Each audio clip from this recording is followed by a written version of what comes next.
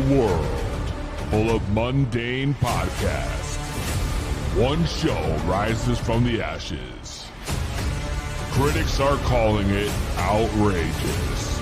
Podcasts, as we know it, will never be the same again.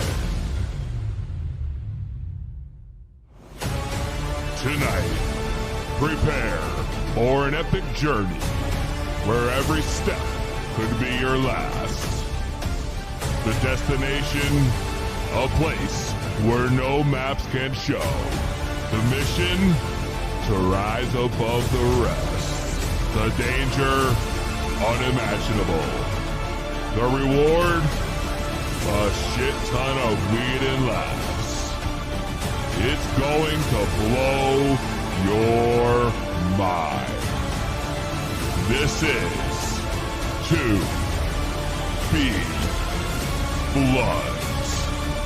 So sit back, turn up the volume, grab your weed, get ready to light those bloods.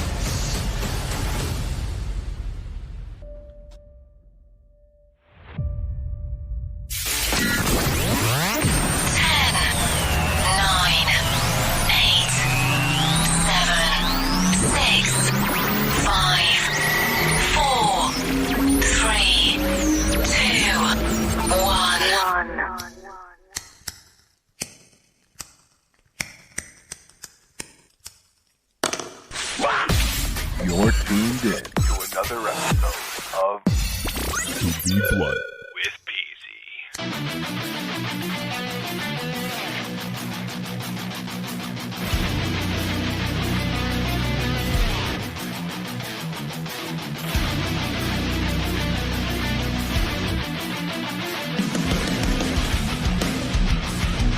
That's right!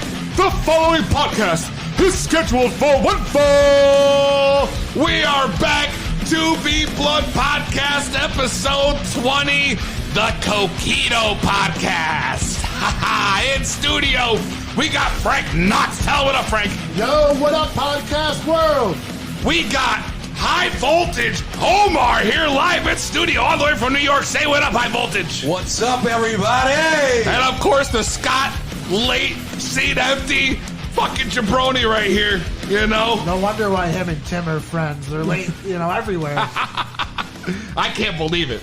You know, we tell the guy 6 o'clock every week, and he shows up late, you know? Unacceptable. But whatever, it doesn't matter. We got a huge show today. We got another edition of Gas or Trash, which is gonna be great. We got the artist Das from Connecticut, who submitted a track for Gas or Trash. We're going to play that today, and we're going to let you guys vote if it's gas or trash. You already know how it goes. We're going to play Stump the Scott if this jabroni ever gets here. Because, Scott's about 50-50 right now in his games. He's terrible. Maybe he's studying. Maybe that's why he's late. He's getting those last-minute cram session of trivia knowledge in. I hope so. Which, by the way, we're going to have new rules here. It's only going to be WWE, because obviously this guy cannot do anything else. No, even the WWE has been dropping the ball. I know. Well, if you want to call and Stuff the Sky, 860-384-7110, whenever he gets back in the studio, we'll play Stuff the Sky. We got weekly news, whole bunch of news from this week, and of course, a very personal, very exclusive, very unfiltered interview with my man, Omar, here live on the 2B Blunt Podcast. How's it going, guys? Are you ready? Episode 20. We made it 20 freaking episodes, Frank. I can't believe it. We started this show. It was just the two of us. I thought that, they were going to come knocking on the door to shut us down with, the way we get lit up in this studio. Some jabroni tried knocking on my door last night. Oh, really? Dude, I'm sitting home. I just got back from the gym. I'm lighting up. I'm eating some food. And all of a sudden, this fucking no good jabroni starts knocking on my door. What the fuck did he want? So I'm smoking. I get paranoid. I'm like, maybe it's the cops. Because I always get people to come over and they're like, yo, you could smell from outside. So I'm like, shit, maybe the cops are here. So I let that shit run. They knock. They knock again. I go in the bedroom thinking maybe they'll go away. I'm trying to hide. The guy keeps knocking. Turning lights off. Dude, I swear to God. Shit. So he wouldn't stop. The dogs are going nuts. So I'm like, you know what?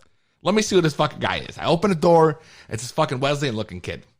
Talking about saving the water from chemicals. What? Trying to get me to donate cash. What? Donate cash? Oh, yeah. So I ended up cutting a promo because he literally knocked on my door for probably like 8 minutes, bro. 8 minutes. This guy kept knocking, and I wouldn't answer. He didn't get the hint. And I was like, dude, what if I had a child sleeping or some shit? It's 8:30 at night, and you're knocking on my door. Looking for cash donation. Yeah. And not only that, you want me to write letters to Ned Lamont, to my local representatives. Wow. So you opened the door and actually let this guy say what he needed to say. Well, no. I'm surprised you opened the door and say, shut the fuck up and close the door. He kept trying to cut me off, bro. You're trying to cut me off. Wow. I was pissed. Here I am thinking the cops are knocking on my door, and I'm over here getting ripped. You know? It's fucking bullshit. So did you give a cash donation? Fuck no. Did you write a letter?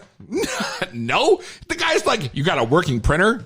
I'm like, fuck you. I have a working fucking printer. What do you want to use? A cup of water? Yeah, that's right. You want a snack, bro? You got some H2O in that house? Some Chex Mix? Well, we don't have any H2O. We got some HVO right here. That's right. So before we get any further, we got something to do. And that's the ceremonial lighting of the blunt right here in the studio with special guests. I've been waiting for this all day, man. Me too. So before I go any further, I ask you both, are you ready? I'm ready. I said, I'm ready too. Oh, it's about fucking time. The Scott's here. Wow. What's up? And it's fucking a repair jacket. Yeah, you know you gotta work. There's a worker in the studio. He's like, I gotta impress him. He's got to impress him. He's got the repair gimmicks. The Scott. What's up, bro? What's up, Scott? Got your new setup over here. Let me turn your mic on. We're just about to light the blunt, but you rudely interrupted me. I know. I'm delaying the lighting of the blunt. Let's go. All right, like I was saying, are you ready? Scott's ready for that bottle of water. Let's go. All right. Uncapped. I said, are you ready? I'm ready. We're ready. Then, for the four of us in this podcast studio, and the hundreds listening at home and watching live on the Facebook stream. Ooh, let's get ready to smoke it. Tell him, Frank. And if you're not down with that, we got 2 words for you. Smoke it! That's right. We got king palms loaded. We got the drinks popping. Scott's trying to get set up. You showed up on time, wouldn't have had this problem, damn it. Listen, it wasn't my fault. We want to blame it on Walmart? We'll blame it on traffic. We'll blame it at work. Fucking Walmart Scott. Walmart Scott. Just 95.7's got Walmart Jeff. We got Walmart Scott. You know? At least our Walmart works at Walmart, you know? That's true. Very true. Scott, how do you like the new setup? Dude, it's beautiful. You don't even have to talk into the mic as crazy anymore. You can just leave it right there. Yeah, it's beautiful, man. That's it. You know? So you're good. Everyone's good. Everyone's set up. We got the blunt lit. And this is where it's at, man. I have been waiting all day to smoke this goddamn blunt. Woo, Smells good. man. It smells delicious. Yes, that's right. Strain of the week. What are we smoking on? I'm sure that's what you're wondering. I'm going to tell you. Right here in this blunt, we got sour gelato. Wow. Sour gelato. Smells really good. Sour gelato is gelato number 1 crossed with Chem Dog and sour diesel. So you already know that is high grade potency right there. Sour gelato, also known as gelato 33, appears to be an Oregon bred, positive mood inducing, clear headed, and energetic, yet also calming 50-50 indica sativa hybrid. The citrus, grape, and earthy strain often elicits hunger. So by the end of the podcast, we're calling Domino's. Don't be fucking surprised. Because it's going to be going down. Frank, what do you say? You want to take a hit of this? Oh, I'm ready for a hit of that. For sure. Man. But make sure if you're listening, you subscribe, you review the podcast, Make sure you checking in. We're on the live feed on Facebook. Frank telling me that it's all set. So that's what I like to hear. We're running good. Make sure you guys want to call in. The phone number's right on the fucking screen. 860-384-7110. If you're listening, you want to call in, you want to talk to HVO, you want to try to stump the Scott, whatever it might be, that is the number. Please call in. We highly encourage it. It's going to be a hell of a show.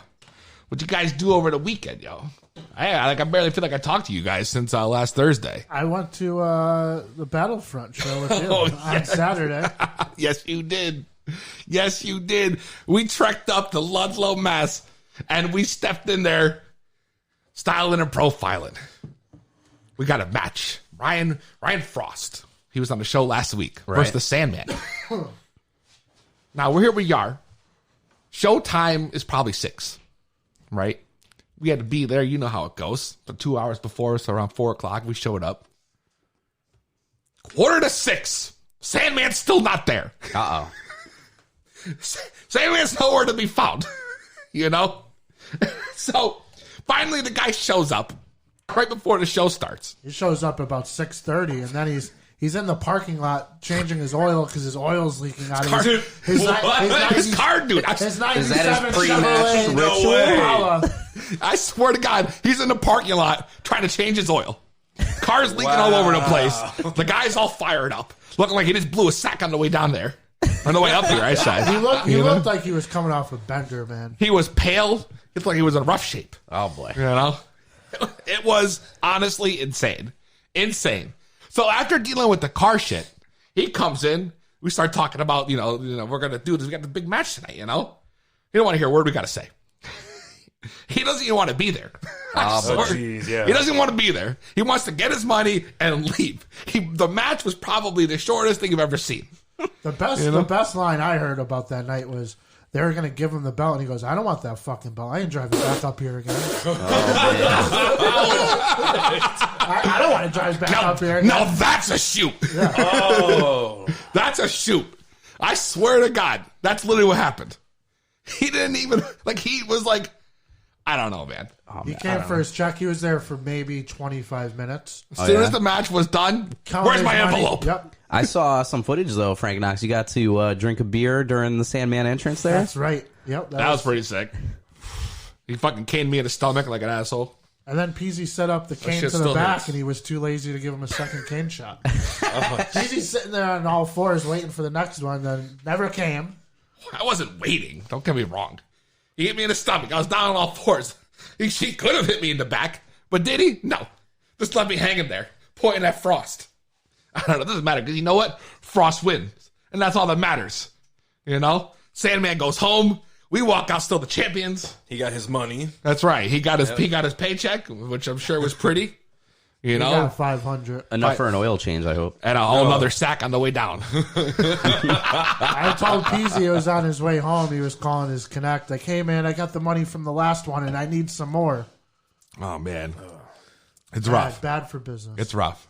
It was rough. Show overall went well, you know. And then, yeah, I mean, we put in our work.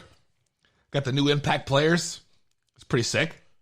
And then that was it. I mean, that was, as far as the weekend goes after that, that was it. That was it. About you, Scott? Man, listen, working in retail this time of year, I get stuck at work. That's why I missed your show, man. So that's all I did, really, was work all weekend. That's all you did. The most exciting thing I did was I did a beer trade. A beer trade? Yeah, Beer trade. Where it's almost like a drug deal, man. You meet somebody somewhere in a parking lot, and, I got some beers that you want. He had some beers I wanted, and, You get some broken skulls? That's how it works. No, I have broken skulls. I don't need to trade for those. What a fucking Scott. I figure you got the Stone Cold gimmicks. I got them before they were available here in the Showed up Northeast. in his Ribera jacket. And all he's missing is the fucking Stone Cold beers. I need the Zubaz in the fanny pack, though, to go with it. That would have been it. You would have been set. What about you, bro? You doing anything exciting this weekend? Yeah, I got my NYCW championship back from Wayno. Yes. Yes. That's what I'm talking about. That's right. That's right. Finally, it's what I've been doing, right? Bringing the championship That's right. home. The belt comes That's what I back. did. It came back. It's with me right now in my book bag. It wanted to come along for the trip. Who am I to say no? We got the title right here in the studio. Championship gold in the studio right now. That's what I'm talking about. Oh, he's gonna pull it out. He's gonna pull it out. We're live on the Facebook. You got the. Oh my God! Look at that! Look at Pull that! it out. Wow! When they say pull it out, we pull it out. That's right. We pull it out. We always pull it out. Damn it! We got the gold, baby. We got the gold right here in the studio, and it's gonna be great. It's gonna be great. You know what? This whole past week. Now, Scott, I know you remember last week we talked about Chick-fil-A. Not to change the topic because the gold's beautiful. We talked about Chick-fil-A and Popeyes. That's right. You know, we put up a poll. That's right. Online. We got some results. We got results. Frank, do you want to deliver the results? Sure, I'll deliver the results. We asked our audience, what was the better sandwich? Chick-fil-A or Popeyes? Now, the Scott said the Popeyes was nothing to be raving about. Right. Even though the people get stabbed over it. Not worth stabbing anybody. I've never had either or. HBO, have you had any of these? No. None. None. Me neither. Nothing. Okay. I'm not the only one. You haven't had Chick-fil-A? No. No? I've only had Chick-fil-A. So. I've never had Chick-fil-A or Popeyes. I've had Popeyes. Where I used to live in Troy, New York, there was like one around the corner. But you never had the sandwich. No, not Right. the chicken sandwich. Yeah. No chicken sandwich. I've had like the ripping chicken. You know what I mean? Yeah. Like the that. occasional $5, specials that it had. Exactly. Yeah, hell yeah. So, Frank, what was the results of this poll here? So the results of the poll were Chick-fil-A ended up being voted the better sandwich, 11 votes to 4. Chick-fil-A. Chick-fil-A comes out I on believe top. it. I believe it. For a sandwich with steamed bread, butter, pickles, and chicken. Which sounds gross. What's special about it? I don't know. You want to talk about some shit? I seen a picture today from this guy. Yep. The Scott's eating Popeye's chicken, but dipping it in the Chick-fil-A sauce. So let me tell you the backstory on this. Oh, God, there's a backstory. So, I'm trying to eat healthy, right, with our whole Edge Fitness challenge and everything, right? Which ends today. Which I did. I did eat healthy today, but then I come back into the office and my coworkers, they got Popeyes. And I was like, oh, you got nobody asked me for any? And then one of my coworkers, she doesn't finish all her food all the time, and I was like, fuck it, I'll take it. But there were no more sauces. And one of the other managers, I know she's got like a bunch, like a drawer full of Chick-fil-A sauces. So yeah, I don't know if it's like a sin or not, but I dipped my Popeyes chicken in Chick-fil-A sauce. So it wasn't bad. So though. the backstory is you just ate the scraps of one girl and used the sauce of another woman. Yeah, I guess that's pretty accurate. All right, great. Wow. Okay. Okay. Backstory. Okay. Damn. It's like that. It's like that here in the studio. Well, I guess that's it. I would have done the same thing. You know? Who am I to judge? I don't know, but then, the breaking news, your winner, Chick-fucking-fil-A. Chick-fil-A. I'm not surprised. Because you can go to Chick-fil-A and get the fucking sandwich. You go to Popeyes, you risk death. And you're probably not going to get the sandwich either. This is also very true. I'm going to tell you right now, though, I think the KFC, like Nashville Hot, I think that's better than both of them. What? I've the little mini sandwich? The Chicken Littles? Well, if you want to get a Chicken Little, but you can get a bigger size too. But I'm telling you that Nashville That's Hot. what she said. Not a fan. Not a fan. Man. If anyone else wants to, talk about what their favorite chicken sandwich is, feel free to call in. That's right. Phone number's right on the screen. If you're not watching on Facebook, call in 860-384-7110. Now, what are you pouring lean over there? Nah, bro. So, first off, this is episode number 20, Scott. Wow, the big 2-0. We made it to the big 2-0. We have dubbed this show the Coquito Podcast. All right. That's right. All right. I saw that on your live. So I got here. Your live feed earlier this week. I got 4 cups. A little taste test. And what we're gonna do is we're gonna drink some Coquito. And I even got by request the cinnamon to sprinkle Coquito right into your shit. All right. So I'm gonna let the man with the Coquito. Let's get this thing popping, bro. What do you say? I don't know if you guys are ready, though. We're fucking ready, man. This is the 2B We're podcast. ready. Are you sure you're ready? Yeah, we're ready. I think we're ready. So, let's get ready to drink it. That's right, baby. Coquito. We don't mess around here. 2B Blood Podcast. He's pouring up. This is homemade, by the way. In case anybody's questioning the validity of this. This is home. We're just going to do a little bit. That's fine. We're gonna. We'll sift throughout the show, as I like to say. We're gonna sip, like I do with these beers that Scott brings in because they're so fucking heavy. We sip them, you know. Anyways, we got 2B Blood Podcast. Woo. So, what's in this Coquito? What's the ingredients? Oh, okay. There you go, Frank. What are we drinking here? Down here. Looks like eggnog. A little cinnamon for those who want a little sprinkle. Ooh.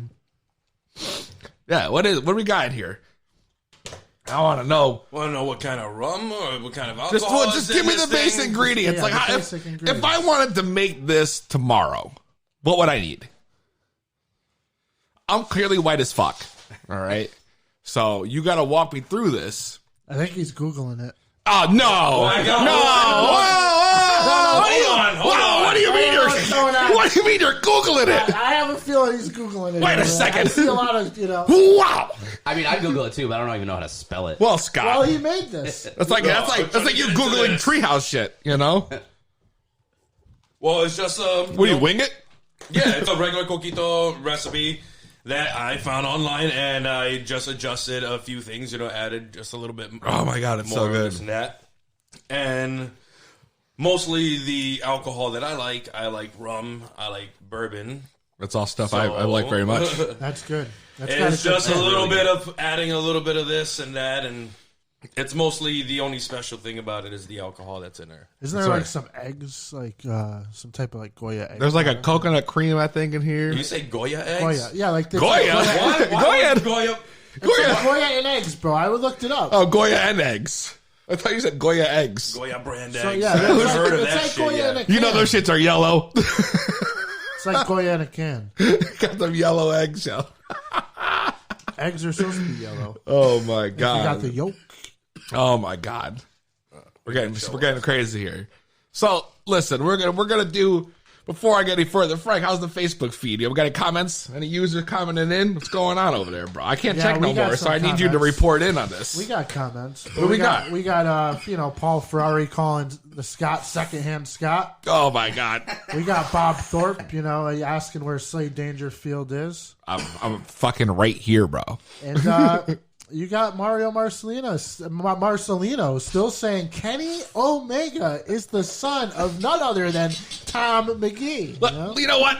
We might have to run a paternity test. It's promo time here. Mario Marcelino, if you're watching right now, all right? He needs to come in. You want to keep talking this topic, we'll discuss this theory you have. We'll go roundtable discussion. Roundtable discussion. We'll bring in Mario, and we'll talk about this theory. Kenny Omega, is the son of who? Tom McGee. Tom McGee. The legend. That's right. The legend. The lost tape. The lost tapes, right on the network you can find it. All about Tom McGee, like the one match he had. And listen, if that's what he wants to do, either call in or come in the studio. Every week he comments, but I don't see him do nothing about it. I would love to I would love to discuss I'm this calling him out right here, right now. If you got what it takes, you either come on the air or you call in and let's have this discussion. Call. That's right. If not, no, today's all about having balls. Call. That's right. Oh yeah.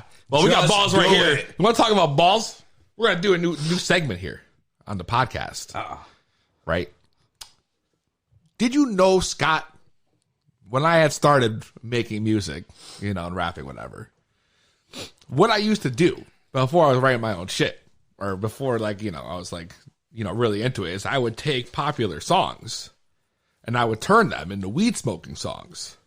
All right. And make them all about weed. I did not know this. Okay. That's how I started. I would take regular songs you'd hear on the radio and I would turn them into weed smoking songs one way or another. So, in essence, kind of like Weird Al Yankovic, but Weed Al Yankovic. But I'm right. I'm like the weed. Al Yankovic. Wow, that's one of the best things we got here. The Weed Al Yankovic segment. I like this. This might be it, dude. I think it should just be Weed Sal Yankovic. Weed Weed Sal Yankovic. How dare you use my government name on this podcast? Weed Sal Yankovic. Listen, it's Peezy or it's nothing. God damn it. How dare you, Weird Sal Yankovic. Weird Sal Yankovic. Drop the weed. Yeah, there you go. Weird Sal Yankovic. Listen. We should poll the audience, see what they want us to call it. Yeah, we're going to poll. We got to figure out what we're going to call the segment because I'm going to try So, if we're not going to do a commercial that week, I would like to do a parody song. I vote parodies featuring Weird Sal Yankovic live on air. I like it. Well, let's get into the first parody here on the show. It's a personal one I had just worked on. My first one back in who knows how long. That's it. You're lacing the boots back up. 2B Blunt Podcast. I call this one Smoking the Loudest.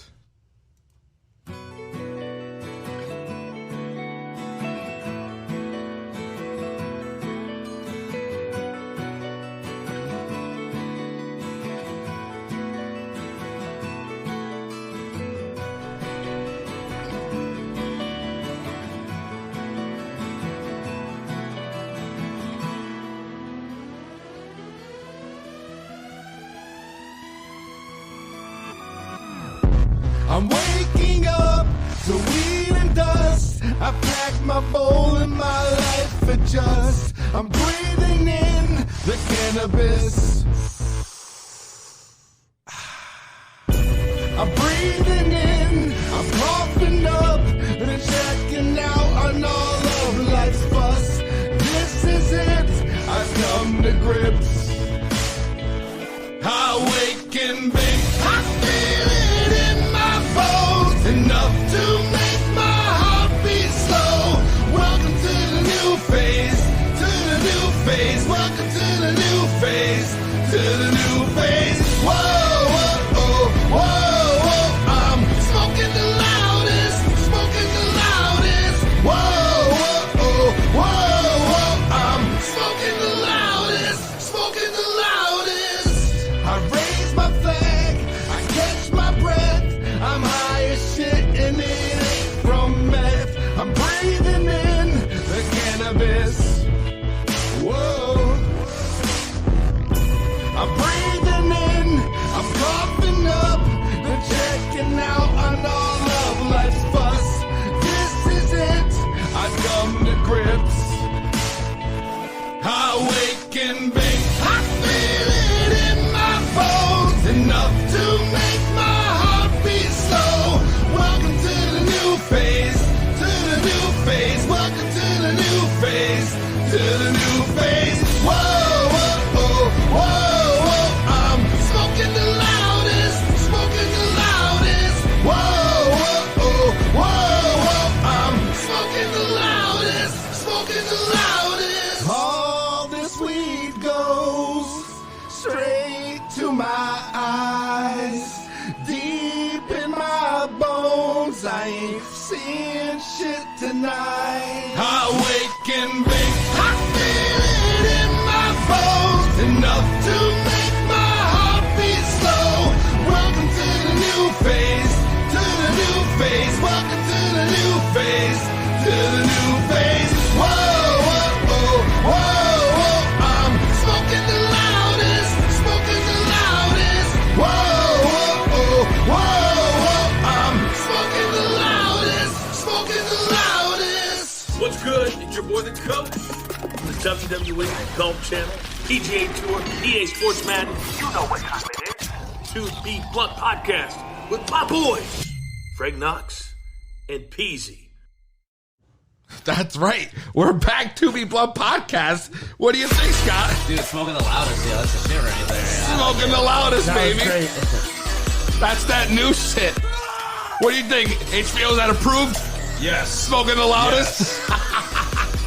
That's right. 2B Blunt Podcast. We are back live in studio. The Scott Frank Knox, High Voltage Omar. Let's give the audience, the listeners, a dose of their weekly news. That's right. Right here at the 2B Blunt Podcast newsroom. Peezy giving you all the best when it comes to the latest, the greatest, the breaking news. It is 2B Blunt. That's right. That's right. That's right, baby. That's right. That's right. So we're talking about Chick-fil-A and Popeyes. Well, let me tell you what. We're going to kick things off hot. Stop talking about these guys. No. Headline here, right here. This is no shit, like no bullshit. New York City man finds half-smoked joint in Popeye's chicken sandwich. What? Can you... Yes, exactly. That's what I said. Half smoked. Yeah, just when you thought it was over. Between, the racist lady being body slammed in a parking lot of one of the chain's locations, employees caught making sandwiches over trash cans, and someone even fatally stabbed we talked about the other week. You think that these sandwiches were like crack cocaine, baby. Man, they've stirred like this craze. That's it. Smoke it, sniff it, light it. That's all they do with this shit. I don't get it. Over a fucking chicken sandwich. Did he order a smoked chicken sandwich though? No, I don't think he ordered it smoked. I'm not even sure if that's an option. Maybe that's their secret, a joint in every bite. Maybe that's why people are going nuts for them. Maybe that's what it is. You think maybe they're just stuffing half-smoked joints in all their sandwiches, and then all of a sudden, people start finding out, and they start telling their boys, and then everybody starts showing up because they get half-smoked joints. It's been I would now fucking show up for a half-smoked joint. I don't know. You know what? With hard times. That's hard right. Times, Feeling like a drought. You don't even know you what's want in to that pick through shit. the blunts in your ashtray, or you want to go get a half-smoked joint and a chicken sandwich? And if you're waiting for one of those, I don't know, you might stab somebody that tries to cut you in line. Wouldn't that ruin the taste of the sandwich? That ashy ass. I don't know. I don't know, man. So this dude shows up. He gets 2 sandwiches, a regular and a spicy one, right? Halfway through one of the sandwiches, the joint roach falls into his lap. Now, he said he wasn't going to go to the press about it, but he claims that he was disappointed by the Louisiana Kitchen's inadequate response to his complaint. So first off, this guy's clearly a narc, because he called and said, listen, there's a joint in my sandwich. Why would anybody ever complain about that? Why would anybody complain about that? It was probably trash. Fucking stems and seeds. That's probably right. You probably got some Reggie in there. Stems and seeds. What is this? And then you know what? It gets better. It gets better. The next headline, right? I see is another food and weed gimmick, and I don't know where these people are going, but I need to hook up. Right? This man apparently got super stoned after drinking some McDonald's sweet tea, and I'm thinking to myself, okay, how the fuck did he do that? He ordered number 420. That's what he did. I guess so. That's only logical explanation. But it wasn't just like that. See, what they did is he asked for extra lemon. And apparently he believes that was a code for cannabis. Since he found 3 bags of weed in his cup. He said he didn't know the bags were even in there until he was, and I quote, high as a kite. Were they tea bags full of weed? It never states to. So I'm thinking to myself, they need to start drinking. The bag wouldn't seep through. Right, exactly. If it was like a Ziploc, that's not happening.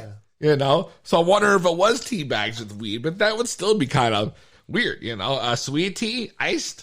I don't know. I went to McDonald's yesterday, tried to order a tea with extra lemon. What happened? Just got regular tea. That's fucked up, y'all. Wait, did you get extra lemon at least? Yeah, I got extra lemon. So the guy claims he never had cannabis, which is why he didn't recognize the taste. But I'm sure he's had sweet tea before, right? Yeah, but if you would think, like, okay, this tastes different. That's the dumbest thing I've ever heard. It's like me saying, "Oh, I've had a beer, but I've never had a beer, so if I taste it, I wouldn't be like, oh, what the fuck is this?" If you it's had a foreign taste, you've never tasted in your life, right? But if you've had sweet tea before, and you know how sweet tea's supposed to taste, and then magically it's made with weed now, obviously you would notice that would be something different. He must have had that lemon kush. He must have. And I don't know, man. I'm not getting this lucky, and he didn't even have to pay extra for the weed, which is the bullshit part.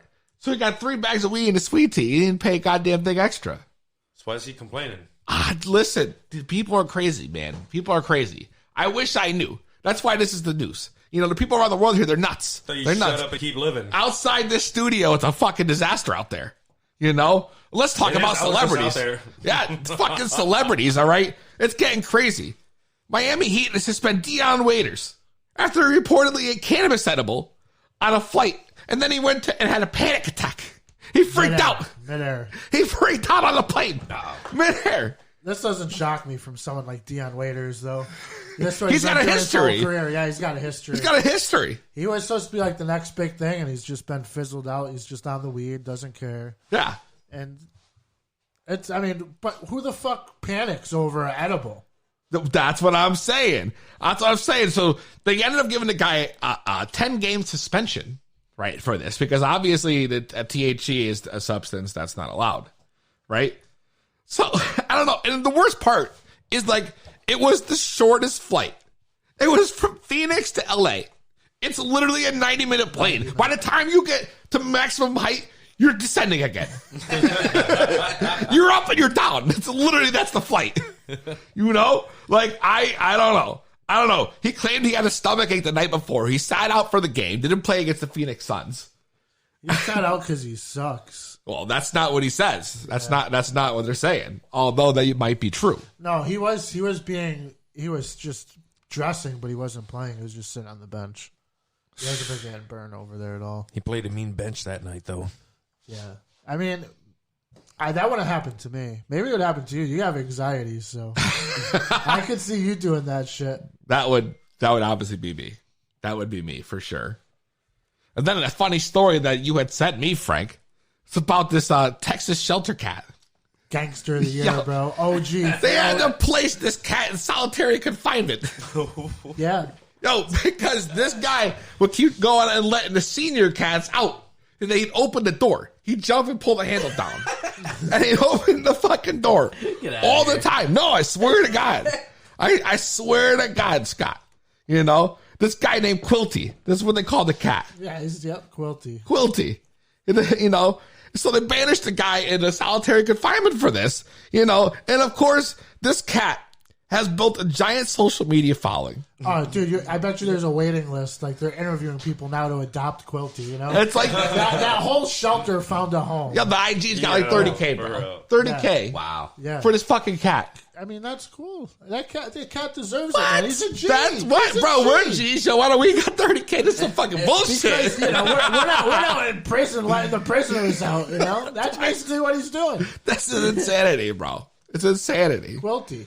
Yeah, Quilty. Right. That's the cat of the year right there, bro. It really is. I don't like cats, but I would pet Quilty. You know I don't really like cats. That's true. I would pet Quilty. You like Bruce, though. Selfie. Yeah, Bruce is cool. You like Bruce. Bruce So, I is mean... cool. The Dark Knight himself. Yeah. Exactly. So, and then we'll talk a little bit of wrestling because I know the Scott probably is going to feel left out this week. You know, due to the fact that instead of talking wrestling, we have a very special guest in studio. Which, if you want to talk to but him, he's going to be talking wrestling. He's going to be talking the business. You know, but Scott likes to talk about his Vince McMahon. You know, his more Vinnie Mac product. I don't get any more cinnamon. Oh, we getting loaded up here. Some more. We getting loaded up here. I don't know. So WWE backstage this week. You guys watch it? Nope. I did not watch it, but I watched what happened. I watched the clip. I've seen the memes. I've seen the Scots crying. The Scots happy. The Scots. Listen, I didn't even watch it live. Actually, I wasn't bad. I see everyone talking I was in bed shit. by I didn't 9:30. just to let you guys know what they're talking about, it is the epic return of one CM Punk. Who? That's right. Phil Brooks. I'm sorry. Phil Brooks. Oh, no. You know? CM Punk. And he made his return after 6 years of being away from any kind of wrestling and a completely failed UFC Got his ass beat. at mixed UFC. martial arts career, which was devastating to his career, if you ask me. That ruined You him. know? I tell you, I was talking to a friend of this podcast, and he was like, We got friends on this podcast. he's like, what about his UFC contract? And I was like, dude, his contract ended the second he sucked wind in his last fight. Yeah, he went the distance, right? He just got beat to shit. Yeah. He didn't get knocked out, but he took a beating like I haven't seen a lot of people take in my life. Yeah, it was bad. So we know Punk's back. He's on backstage, but he's not with WWE, right? Well, that was already announced. I don't know why everyone's shocked. People talked about this 4 weeks ago that he was going to sign exclusively with Fox. Right. Now he comes back, and it's like the craze is happening again. But now the door's open, kind of, right? So where does he end up? Does he have another match? Does he ever wrestle again? I don't know. You're jumping. Listen, he's not even signed to Vince McMahon or I think he'll WWE. wrestle again to fulfill that dream of What dream? He did everything. Did he headline WrestleMania? No. No, he hasn't been in the main event spot, and that's like his big deal. That's his dream, and that's his biggest beef besides getting fired on his wedding day. Well, let's play the clip. CM Punk returning. She's showing up for the main We start event. doing some of our own right here on WWE Backstage. You guys in? Yeah, All right. Yeah, what are we doing? In 3, surprise, 2, 1.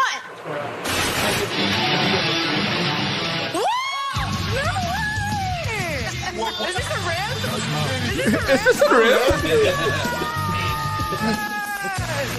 And then he cuts like this stupid fucking promo that's like 10 seconds. No. That's right. Just when you think you know the answers, I change the culture. Right? It's something like that, Scott. Well, it's as simple as this. There it is. When they think they got the answers, I change the culture.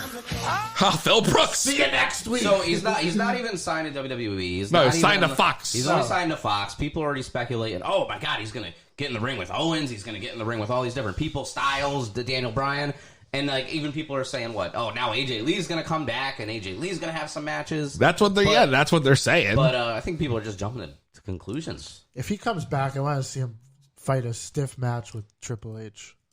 Wow. I mean, I think Let them that two would go be at bound to it, happen. dude. You know? But they fought so many times. Yeah, but they like hate each other. Like a part of me really Punk would want to hates see Triple him H. if he wants to come back. Like I really would want to see him go to AEW, and I mean, whatever. He could probably make more money in WWE. Why would you think he'd go to already over now. AEW? That's not a The only possibility. reason I say that is it would be amazing if he actually went It's while he's everybody's under the wet Fox dream. contract.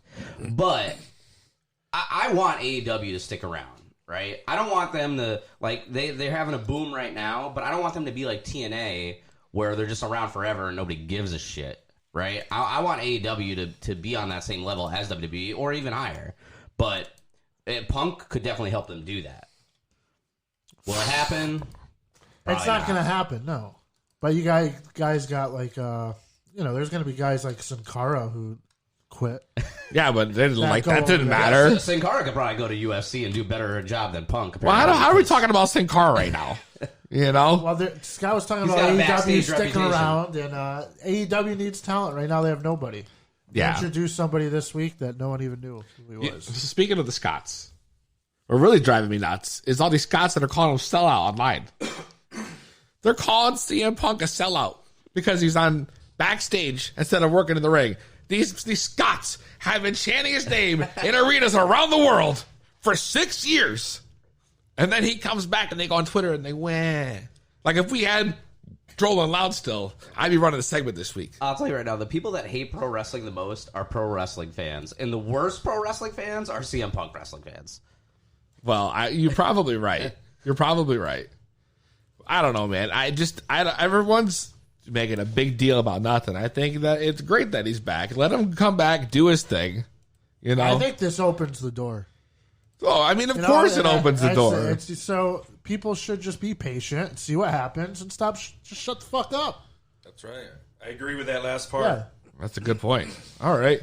I mean, Rome wasn't built overnight. The dude's not going to just come back and be like, "Oh, I'm here. I'm going to make a statement." And it's going to be subtle. Exactly. Someone's going to come on backstage, I'm here, piss I got them my off. undies, let's They're going go. to cut a promo on each other. That's so true. Something's going to I mean, happen. that's a segment on the show, just cutting a promo anyway. But there's going to be some violence or some tension, and it's going to lead to a WrestleMania that's going to feature CM Punk in his so-called dream of headlining WrestleMania.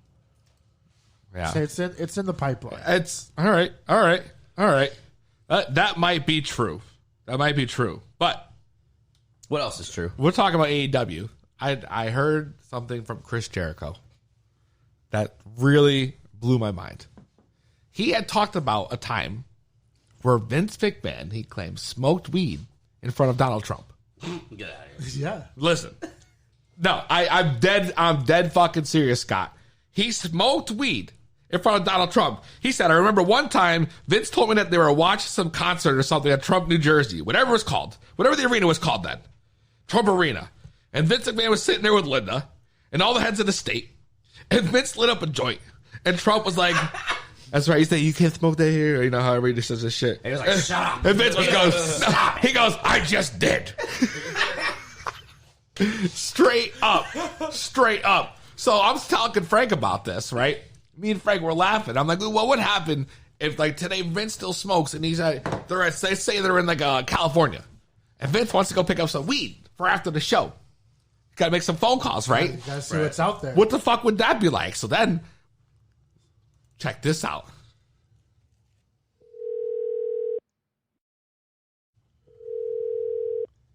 WWE, Weed, Wellness, and Enlightenment. This is Jeremy. How can I help you?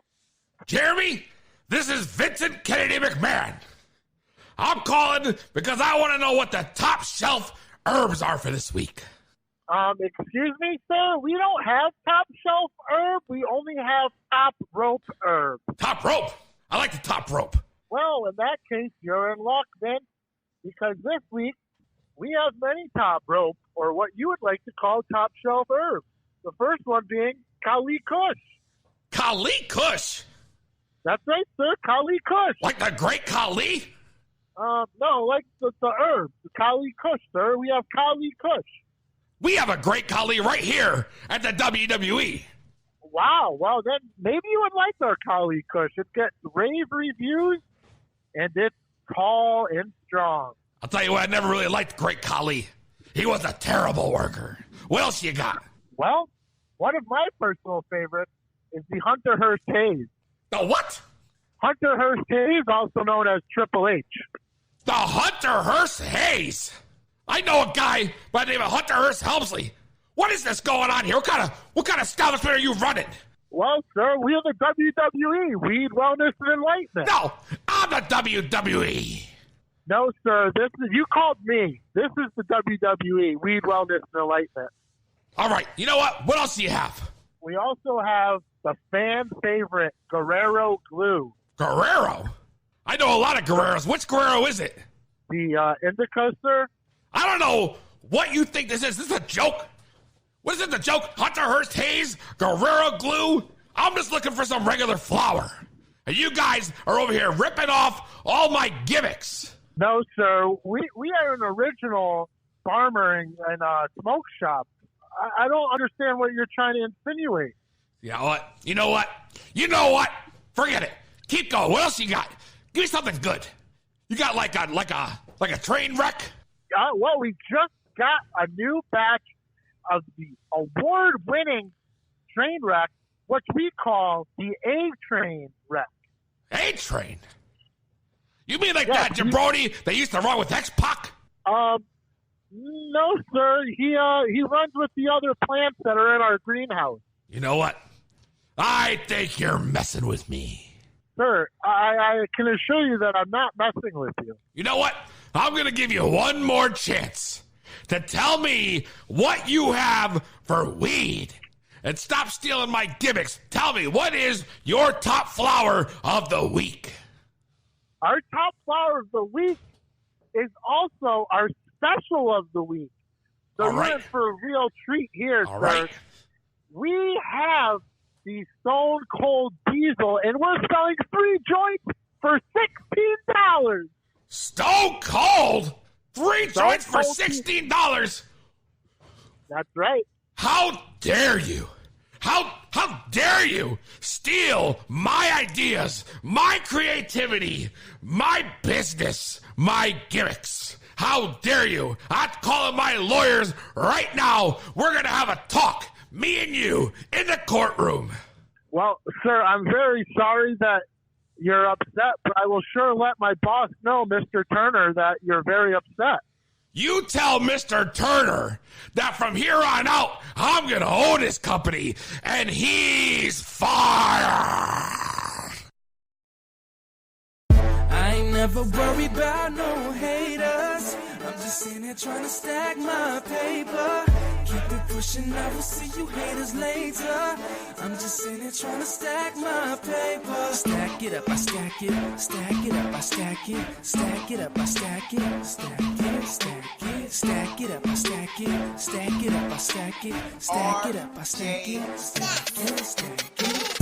I ain't never worried about no haters. I'm just sitting here trying to stack my paper. Keep it pushing, I will see you haters later. I'm just sitting here trying to stack my paper. Stack it up, I stack it. Stack it up, I stack it. Stack it up, I stack it. Stack it, stack it. Stack it up, I stack it. Stack it up, I stack it. Stack it up, I stack it. Stack it, stack it. Stack it up, I stack it, pass the bowl so I can pack it on the street where I can pass it, make some dough and go get blasted. I'm a king, You ain't that tragic, not a role model, a classic. I'm the real thing, you plastic, hit the block. You can ask it and they'll tell your ass the same thing. Oh, that Peezy, he's so clean. Riding round and making money, trying to do that rapping thing. Never gave up on his dreaming, well, I just admire that. Plus the CD is so bumping that they play it in the track. Yup, it's too hard to believe, but I ain't gotta tell a lie. The shit I do is so damn cool, and plus I get to play it live. A million people hear my music, thousands smoking on them sacks. Every DJ wanna play me, Peezy, let me get a track. Every artist wanna feature, who am I to go deny? Anyone who knows me knows I just wanna get high for 16, man. I go so ham, you think it was a meal. Throw a bag up on them stacks, and then you got yourself a deal. I ain't never worried about no haters. I'm just in here trying to stack my paper. Keep it pushing, I will see you haters later.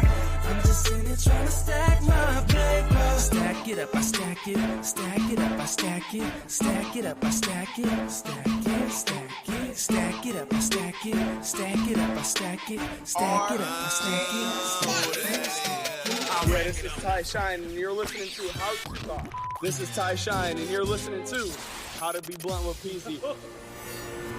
This is Ty Shine, and you're listening to a new episode of How to Be Blunt with Peezy.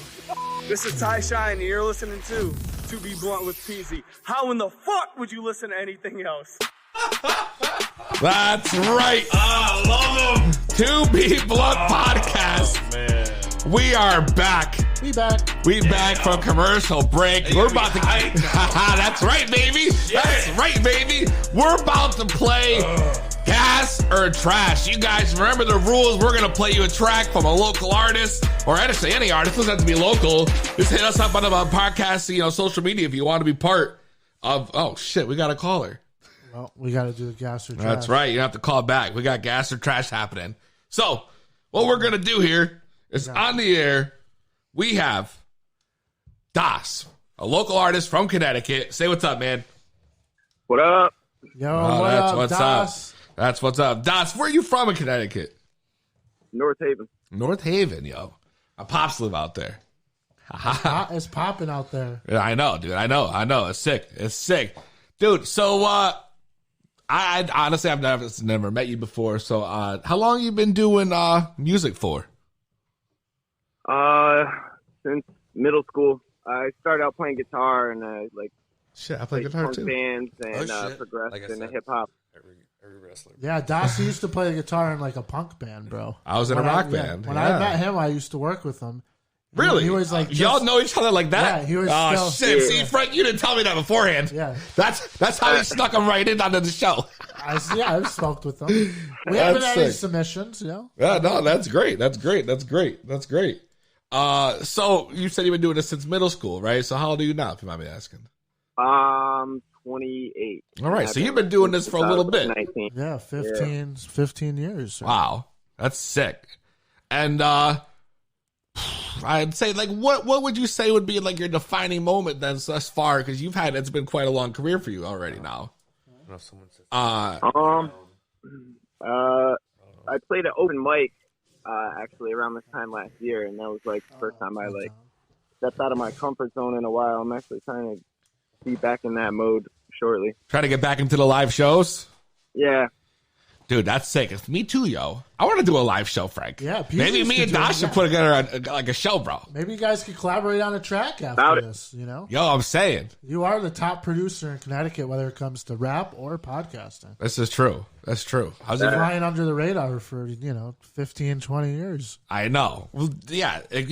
You're right. It's true. It's so true. And I wasn't just flying under the radar, bro, though. Well, for producing wise. Oh, right. That's what I'm saying. I'm not even talking about music. But this isn't about me. This is about Das. Das, how would you describe your style? I try to not have I obviously have different influences, but I guess my style would be more like lyrical, conscious, 90s like hip hop influence. All right. So that like 90s East Coast hip hop, the Nas's, the Jay-Z's, the hell yeah. Yeah, I feel that. All right, I'm interested. Wu-Tang. Yeah. There we go. The Root. Right. We got HBO with the special guest interested, so we're on the right track here. Yep. The Scott so far, it looks like he's on the fence. Scott's on the fence. I gotta hear it. I gotta hear the music. Scott's gotta hear the gimmick. Listen, he's probably gonna do better than you do at Stump the Scott later. You know. We'll see. Damn, man. So, you have like a way that the audience can get, contact you online or find your music. You have a website or anything like that? Currently, I have a SoundCloud, and I'm in the process of getting up on other streaming services. But my SoundCloud is soundcloud.com/DasCT, DASCT. And tell me about the track we're about to listen to on the podcast here that the audience is going to have to judge whether they think it's gas or trash. It is written it's on some real, like, everything I write about is either something I've experienced or I can like relate to and try to hope other people could relate to, some common ground. All right, that's what it is. That's what it is. Looking forward to hearing it. I know. I'm looking forward to hearing it. Frank also mentioned to me that you could you were pretty good at freestyling. Yeah, I got bars. You got bars. All right. Listen, I don't like to do this all the time. But I got to hear this because Frank said that you had bars, and then Frank also apparently has bars. Because many of us have already heard. Frank's been. No. Oh yeah. Listen, that's right. Listen, I'm just saying. I'm gonna pull the beat out. I don't know which one of you wants to start. Yo, I'll start because I'm. He's probably gonna just dust me, but. Yo, it's the To Be Blunt podcast. Chilling with my man Peezy in the blast. Got HVO, Coquito. Got Scott. Already know he's gonna lose another round tonight. Me and Peezy ain't looking for a fight, but we getting right. In the club every night. Taking your honey and we gonna treat her right. That's right, that's how it goes. We smoke, and then we smoke some more. Sipping on Coquito, now I'm about to lay it down. And I'm gonna wrap myself like a burrito. Cause it's cold out, man. It is fucking cold. I wrap myself like a burrito when it's cold out, man. Oh, that's shit. all I got. All right, let's hear what he's got. That's what he got for everybody. Alright.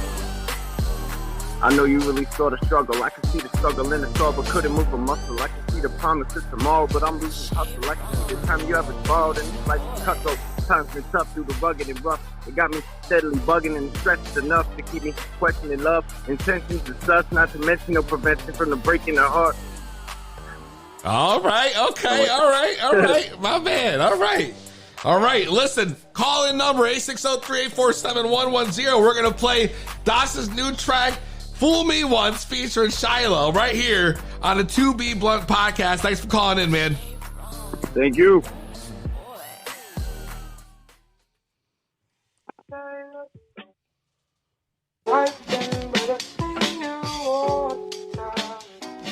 Man, we had all those missed calls.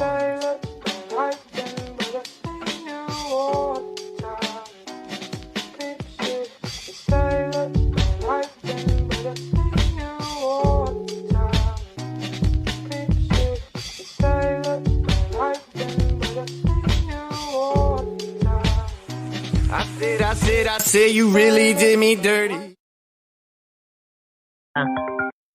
And I don't wanna hurt no more. I don't trust a soul. I don't even flirt no more. It's clear we've lost control. Tried to make it worse so far. We've only made it worse. These scars are covered by my shirt. Oh, my heart is all that work. I wish that I could remove it.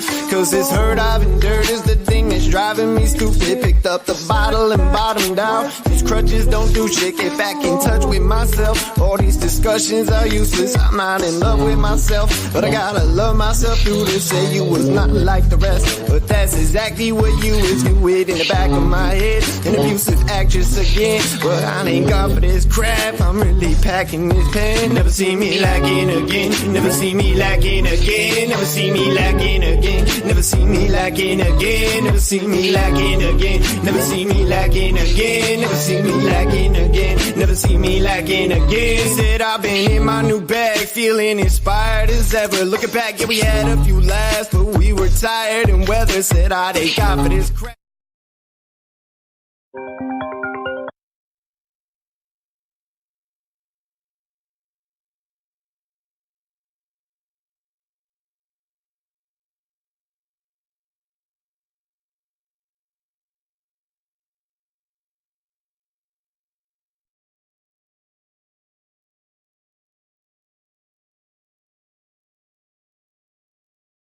Every day I just try to do better. I've been living with my head in my past. I'm really trying to find my true center. Said no regrets in this life. Each misstep is a lesson. I'm trying to learn to live right. So peace to every resentment and peace to all those who doubt in me and want nothing to do with me. I can see the sun through the clouds, but really it's the rain that's been moving me. I'ma use this pain.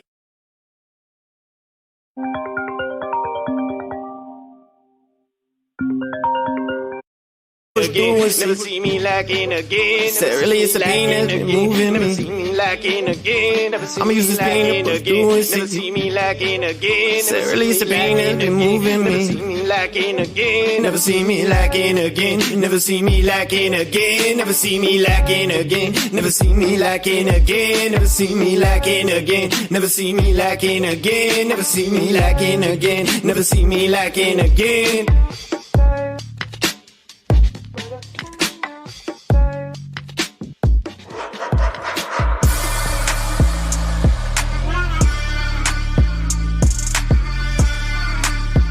Damn, 2B Blunt Podcast. Y'all was savage as fuck calling in. Non-stop, over and over and over. Oh, man, I don't know if that's good news for Das. I don't know if that's going to be good news. We'll find out. 2B Blunt Podcast. Gas or trash. If you want to call in and tell God, here we go. There it is. Here we go. I'm not even going to lie. This is about to be nuts. 2B Blunt Podcast. What's your name? Where you calling from? Hey, my name is Jeremy, calling from Cohoes, New York. All right. What's up, man? All right. I want to talk to High Octane Omar over there. I'm a little upset with this guy. I hear he's going to be going against Fox Vineyard. Fox Vineyard's a really, really big dude. I don't think this guy's really going to do much against him.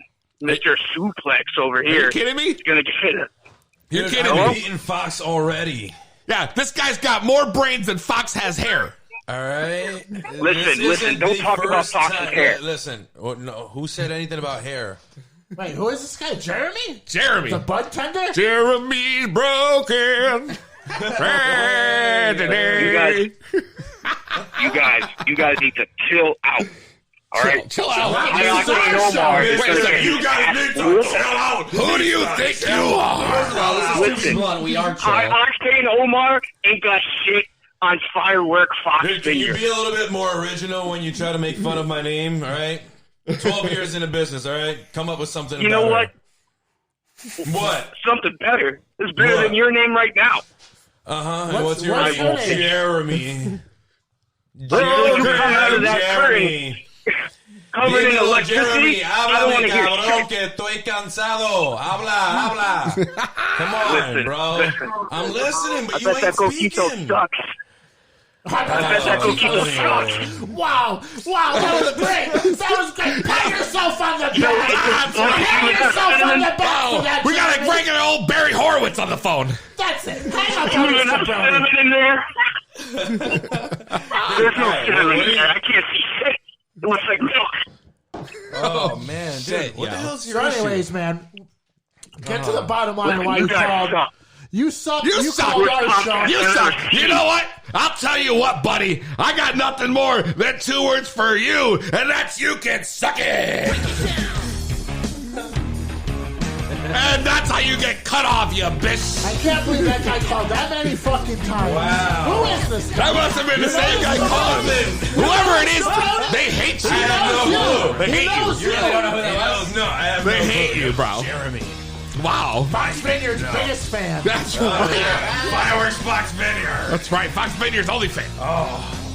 I didn't say that. I'm only fucking around. I didn't say that. I like Fox Vineyard. He's a good dude. Guy. We get along. If you've seen our matches, we listen, know each other in and out. We've gone back and forth. I've done shows with Fox Vineyard before. Man, I've never had a problem with him. He's very good.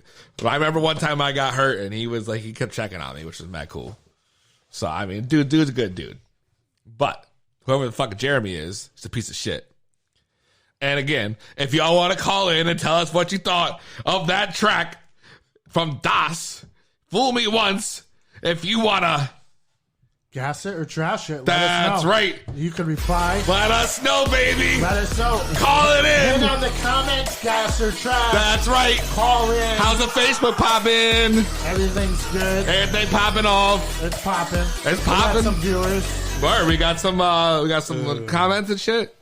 Yeah, I've already read them all off, and there hasn't been really. I mean, High Voltage Omar has commented on it. Well, speaking of High Voltage Omar, we're going to call the Kincaid hotline quick. And when we come back. Oh, shit. That's right. And Don Kincaid. When we come back, we're going to talk an unfiltered, no holds barred conversation with High Voltage Omar. It's going to be raw. More raw than Monday nights, baby. Right here on the 2B Blunt podcast. But first, we got to call our boy, Don Kincaid. Ladies and gentlemen, exclusive breaking news brought to you by the Kincaid Hotline. And now, renowned reporter, Don Kincaid. It's Don Kincaid, baby!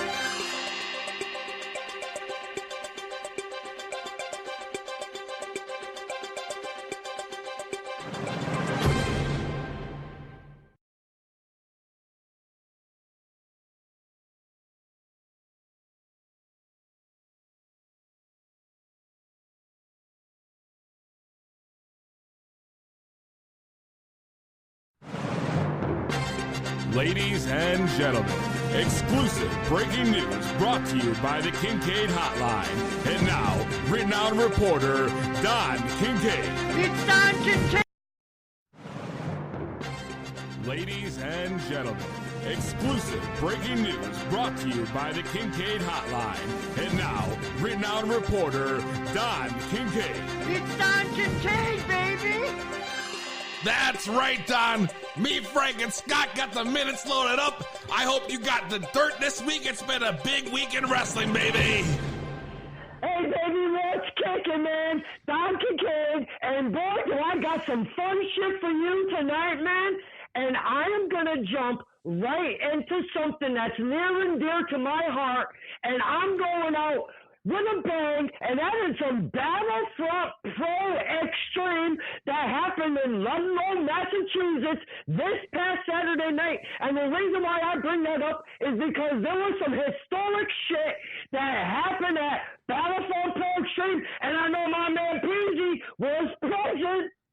Yeah, I know all about that because my stomach still hurts from that kendo stick shot that Sandman gave me. That was like an early Christmas present for me, baby. Oh, you think you're funny now, huh? You got jokes? That was beautiful. Hey, but let me dig into that. We had 3 historic things that happened at Battlefront Pro Extreme. We had one, Ryan Frost, the hardcore champion for Battlefront Pro. He won against the Sandman. I did say the ECW legend himself, Sandman, and he was victorious, baby. And not only that, but after the match was done, who comes out but one Kev Manser? Now, for those of you that don't know who Kev Manser is, he is an athlete that has Down syndrome, and he has become the very first Down syndrome athlete to win the hardcore championship from one Ryan Frost. Yeah, a short-lived championship run. Hey, let's not miss. Hey, so I will have to follow up with that and say Mr. Frost came back out later on, and one Angel Sinclair did a little, hoochie-coochie kind of distraction, and there is Mr. Frost for the roll-up in the 1, 2, 3, and the 2-time hardcore champion, Ryan Frost. That's right. The man who should be the champion. Hey, and not only that, historic, I said, because the main event brought us one Dirtbag Dan versus one Len Oddity in a barbed wire match. They took the ropes down. They replaced it with barbed wire. That's the very first time in Western Massachusetts that has ever happened, and I would have wanted nothing more than those two guys. What a hell of a match. That was hard to watch, Don. It was disgusting. lots of blood, lots of weaponry. But, man, Leonardo came up on top, and, man, what a special match that was. I got to say, blood or no blood, that was something to behold, and I am so glad that I was there to witness that shit. I agree. It was one hell of a match. Mad respect to both those guys, Dirtbag Dan and Len Oddity. They killed it. Man, it was insane. So, let me move on to the big boys here. We've got the NWA news because their very first pay-per-view called Into the Fire has sold out. And I mean, when I say sold out, there is 3 days of this. December 14, 15, 16, all tickets, it's all in Atlanta. They are all sold out. Dude, this is going to be an insane weekend for one NWA. I got to say that. I mean, that's big news for a company who just started putting out their own show like a month ago. Dude, NWA has been on fire. I've been watching it. I love it because it's that little intimate studio feel, and you get that old school NWA vibe. I'm all about it, baby. That's right. We talked about that last week on the show. I mean, they really have something special going on over there, you know? Oh, hell yeah. But, I mean, there's not only happenings in NWA. We've got one Danny Moss, one of the New England's top guys. He has now officially signed a 2-year contract with Ring of Honor, baby. That's huge. That's huge. I mean, the man's a legend on the scene, you know? Dude, his burning hammer takes every single person out like a flash, man. Oh, you damn right it does. So not only that, but we have one more big man to talk about, and that is one Josh Briggs. I've been putting my money on this big motherfucker since day one, and he is your new Evolve champion, one Josh Briggs, baby. And that's big news for Josh Briggs. You know, another guy right out of New England, too. I mean, the guy's been making waves, and here he is, Evolve champion. Dude, it's been insane. The ride, watching him coming back from injury and doing his thing, the rise of Josh Briggs has been such a great ride for me because I've been following it since day one, man. He's been a joy, man. I love that guy. Yeah, now look at him, champion. Now, I want to move on to some MLW news.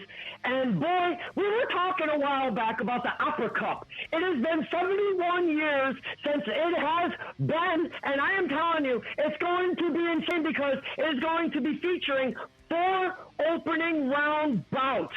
And the league has invited some of the best wrestlers from around the world to compete in this one-night single elimination tournament. And MLW Today, baby, has announced that the first match will be one TJP versus Brian Pillman Jr., baby. And that's December 5th. Wow! Yeah, man. That's going to be a fantastic match. I wish I could see that live, man. Oh, me too. That's going to be wild. Okay. I'm out of breath as it is, but I've been waiting. I've been chomping at the bit to get to this last bit of news, and it pertains to the WWE NXT brand. And just hours ago, hot off the motherfucking presses, oh, God, Peezy, wait for this one. ACH has officially quit NXT, but not only did he quit with a tirade of F-bombs in his car via cell phone, and I have his quitting, his resignation, if you will, right here, word for word. Can I read this shit, Peezy? Oh, please do. This is breaking news. I want to hear all about it. All right, here we go. I hope I got enough breath. As of today, I officially quit fucking WWE. Oh. I am no longer employed. I refuse to work for racists. He paused before continuing with the video and says, I fucking quit. Fuck them. I hate their fucking company and everything they fucking stand for. All they ever did was hold our fucking people back. I do Wow. this for the culture. I do not need anyone's fucking permission to do. Wait. I lost it. I'm so excited. I do not need anyone's fucking permission to do what I want to do. Screw Jordan Miles. Don't ever call me by that slave name. Whoa. Call me ACH, and don't forget the super bitch. I quit. Fuck you. The end. Holy shit, Don. Whew. You really think they're going to let him out of that contract? I mean, I thought they were holding everybody back. I don't know, because hot off the presses yet is one Sin Cara wants to be released, but there is word that they refuse to release him, and his contract isn't up until, get this, Peezy, 2022. Oh, no. Could you imagine wanting to get out of the WWE, hating what you're doing, hating your position, and you still have to wait 2 whole years? Damn, yo. Whew. Oh, damn. God. That ACH boy, what a way to put in a That's resignation. unbelievable. I mean, I can't believe he put that out in public for everybody to see. Everybody to see, especially one Vincent Kennedy McMahon and one Mr. Paul Levesque, a.k.a. Triple H. Wow. Well, things are about to heat up, I guess, around here. My name is Brian Pillman Jr. I am 1/3 of the New Heart Foundation on Major League Wrestling, and you are listening to Peezy on the 2B Blunt podcast. That's right. We are back to Be Blunt podcast. Start complaining here. I don't even have. Let me get that ashtray over here for a second. Pour hot water. Yeah, of course. Here you go. Take that. You can leave that over there. My man. Well, we got the poll up for the Gas or Trash on Facebook. That's Make sure right. you Thank sign you, up Frank. now and vote. That's you can right. call in and vote. Thank you, Frank. You can Thank leave you, a Don. comment and vote. And I'm going to vote. You want to vote? Let's all vote before we move on. What do you guys think? I'll vote when I'm ready. All right. God damn it. We'll vote. We'll vote. We still got a lot to do here. The show's still young. You know? Scott's over there in the corner checking his pulse. What are you doing, bro? I'm checking my pulse, apparently. Jesus. Checking his pulse. Well, I think it's time. It's time that we... For what we've all been waiting for? That's right. Get Doc.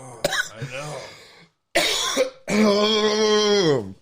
Ladies and gentlemen, the star of the show, our special guest, High Voltage Omar. Oh, God. Yeah, like I said, Mama ain't raised no quitter. No, she probably wouldn't be. Oh. Gracias. That's right. Gracias. Thank you. Speaking of quitting, you know, Quentin. Yeah. What? I heard you were stepping away. Yes, stepping away. Yes. Nice choice of words. Yes. Wow. Just kick it off right with that, huh? Well, I mean, I I didn't know guess, what else right? was Let's going start on. hot and heavy. Well, I guess we're just Let's gonna not start nice and then work our way up. No. Why not start with the biggest hot and question that heavy. everyone wants to know? Which is? People are saying he's retiring, he's quitting. I mean, well, what is he doing? What are you doing? I'm taking some me time. My over the time I haven't had much me time. My body starts to hurt. My wrist, my knee that's already been injured from Puerto Rico. My rotator cuff. These are like things that's like, all right, I can continue wrestling and then hurt myself and then not be able to do much with my kids, or I can just step back right now, take some time so I can heal and be with my kids. That's right. And enjoy them. It's perfect. That's perfect. I've been an NYCW champ for 200 and some odd 50 days. Yeah. It's been a while you've been holding that championship. I've ran through everyone. That's right. This year I've done it all. Not just at the NY. I mean, you make the drives, bro. You make the drives. I've been at enough shows with you, bro. Look what I did today. Yeah, I know. When you contacted me, you want to do this over Skype? Shut the fuck up. Listen, I gave you the option to do Skype. All right? This insulting. It is a little insulting, but at the same time, Nobody wants to Skype. I wanted to give him the option, you know? Who the fuck Skype? Listen, this guy drove 2+ hours to come be on the podcast today. It's worth the memories. Oh, you're about to be immortalized, bro. About to be immortalized. For those of you that don't know, we'll put this out there because my throat hurts already. Yeah. My God, yo. I need more of that Coquito. Follow it down with the Coquito. Woo. Man, for those of you that don't know, I've known this man for a couple years now. And the first time I met this dude, that we clicked because that we were both obviously smokers. And weed brings everybody together. I don't care what anybody says. That's not a lie. Nope. That's the truth. It's true. It's the truth. It's true. It's damn true. I've smoked with countless strangers. I've met one time and one time only. Never see him again, but somehow I smoked the joint. Connect. Yeah. Taking the walks down the couple blocks to go to the dispensaries and shit before the shows. Well, I've known you for a little bit now. You know, like that one, I was like, yo, wait, hold on. That's yeah, exactly. Let's go. So I've known you for a couple years. We've crossed paths in the past at like PWA, which I didn't even realize until I seen pictures of you at PWA. That like, man, I remember seeing you there multiple times at like a Friday night fight. Yeah, like I was that guy that would like pop in and out. Yeah. I wasn't so much a regular, but when I would show up, people would be like, oh shit, look who it is. You look much different then. Yeah, you know? yeah. Evolution, baby. That's Evolution. Right. It's true. That's all it is. But it's real crazy how it worked out, and now here we are, and you're sitting in our studio here. And right, I'm honored. We're gonna have this conversation. Absolutely, bro. Thank you absolutely. Before everything gets heated or anything. Thank you. That's right. Gracias. Which we really appreciate, having you here, because that's gonna make the big difference. Man. Thanks for coming down. Right, the traffic was worth it. I hope so, dude. I was just chilling. At the Bloodhound Gang station playing on my Bloodhound. No, you and me, baby, ain't nothing but mammals. So let's do it like we do on the Discovery Channel. Do it again now. Yo, that's that jam. It was a good time. It was whatever. Damn, yo. I was like, hey, 5 minutes. Oh, those 5 minutes just turned into 10. Holy shit! Now it's 15. Hey, buddy, I really mean it. 5 minutes this time. That's right. Oh, fuck, 6. Shit. No, you made it in perfect time. You made it. I mean, you were here 10 minutes early. It's perfect. I couldn't ask for more. You were better off than this guy. Yeah, I was 10 minutes late. And he's actually a co-host.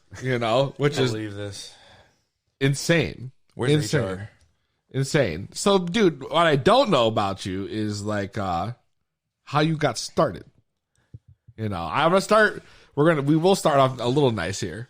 Because I honestly have never actually talked to you like this. I don't know where you trained. I don't know how long I know how long you've been doing this for, but like, it's a lot of things I feel like I don't know. So, please enlighten me. So, excuse me. It all started when everything was black. No. So, what got me into it, or how did I my first step into wrestling? Well, where'd you train at? So, all right, this was in Puerto Rico. I can't even tell you. I would want to say 2007, 2006. Started training in Puerto Rico?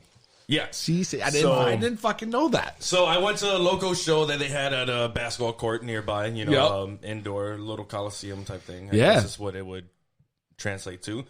And my buddies, that knew me, whether they were good influences or bad, they said something to one of the wrestlers, which is the Invader number 3. And he just looks at me. He goes, how old are you? I'm like, I'm 16. I'm about to be 17. Yeah. He goes, all right, if you get, consent from your parent, I could train you, or you have to wait till you're 18. And then he gave me his card. And maybe like a month or two later, I called him. And, obviously I was just trying to go around my mother. Right. And me and my father never really had a good relationship, so I was like, let's see what he thinks of this. And he didn't give a shit, man. My mom was like, whatever, better than me, doing drugs or, running the streets, doing, bad things. Right. So she said it was cool. Then it was a little bit difficult for me to get there. But I started working for the city, and I started working, it was a recycling center. And I met this one dude who, didn't look like a wrestler, but someone said something about him being a wrestler, and I guess he trained there, and he lived nearby. He goes, yeah, $10 a week, for gas, and I'll bring you up. So we kept going. After the first night, I could barely, move my arm. I had a stiff neck. And, oh, God, yeah, I remember that. Yeah. Yep.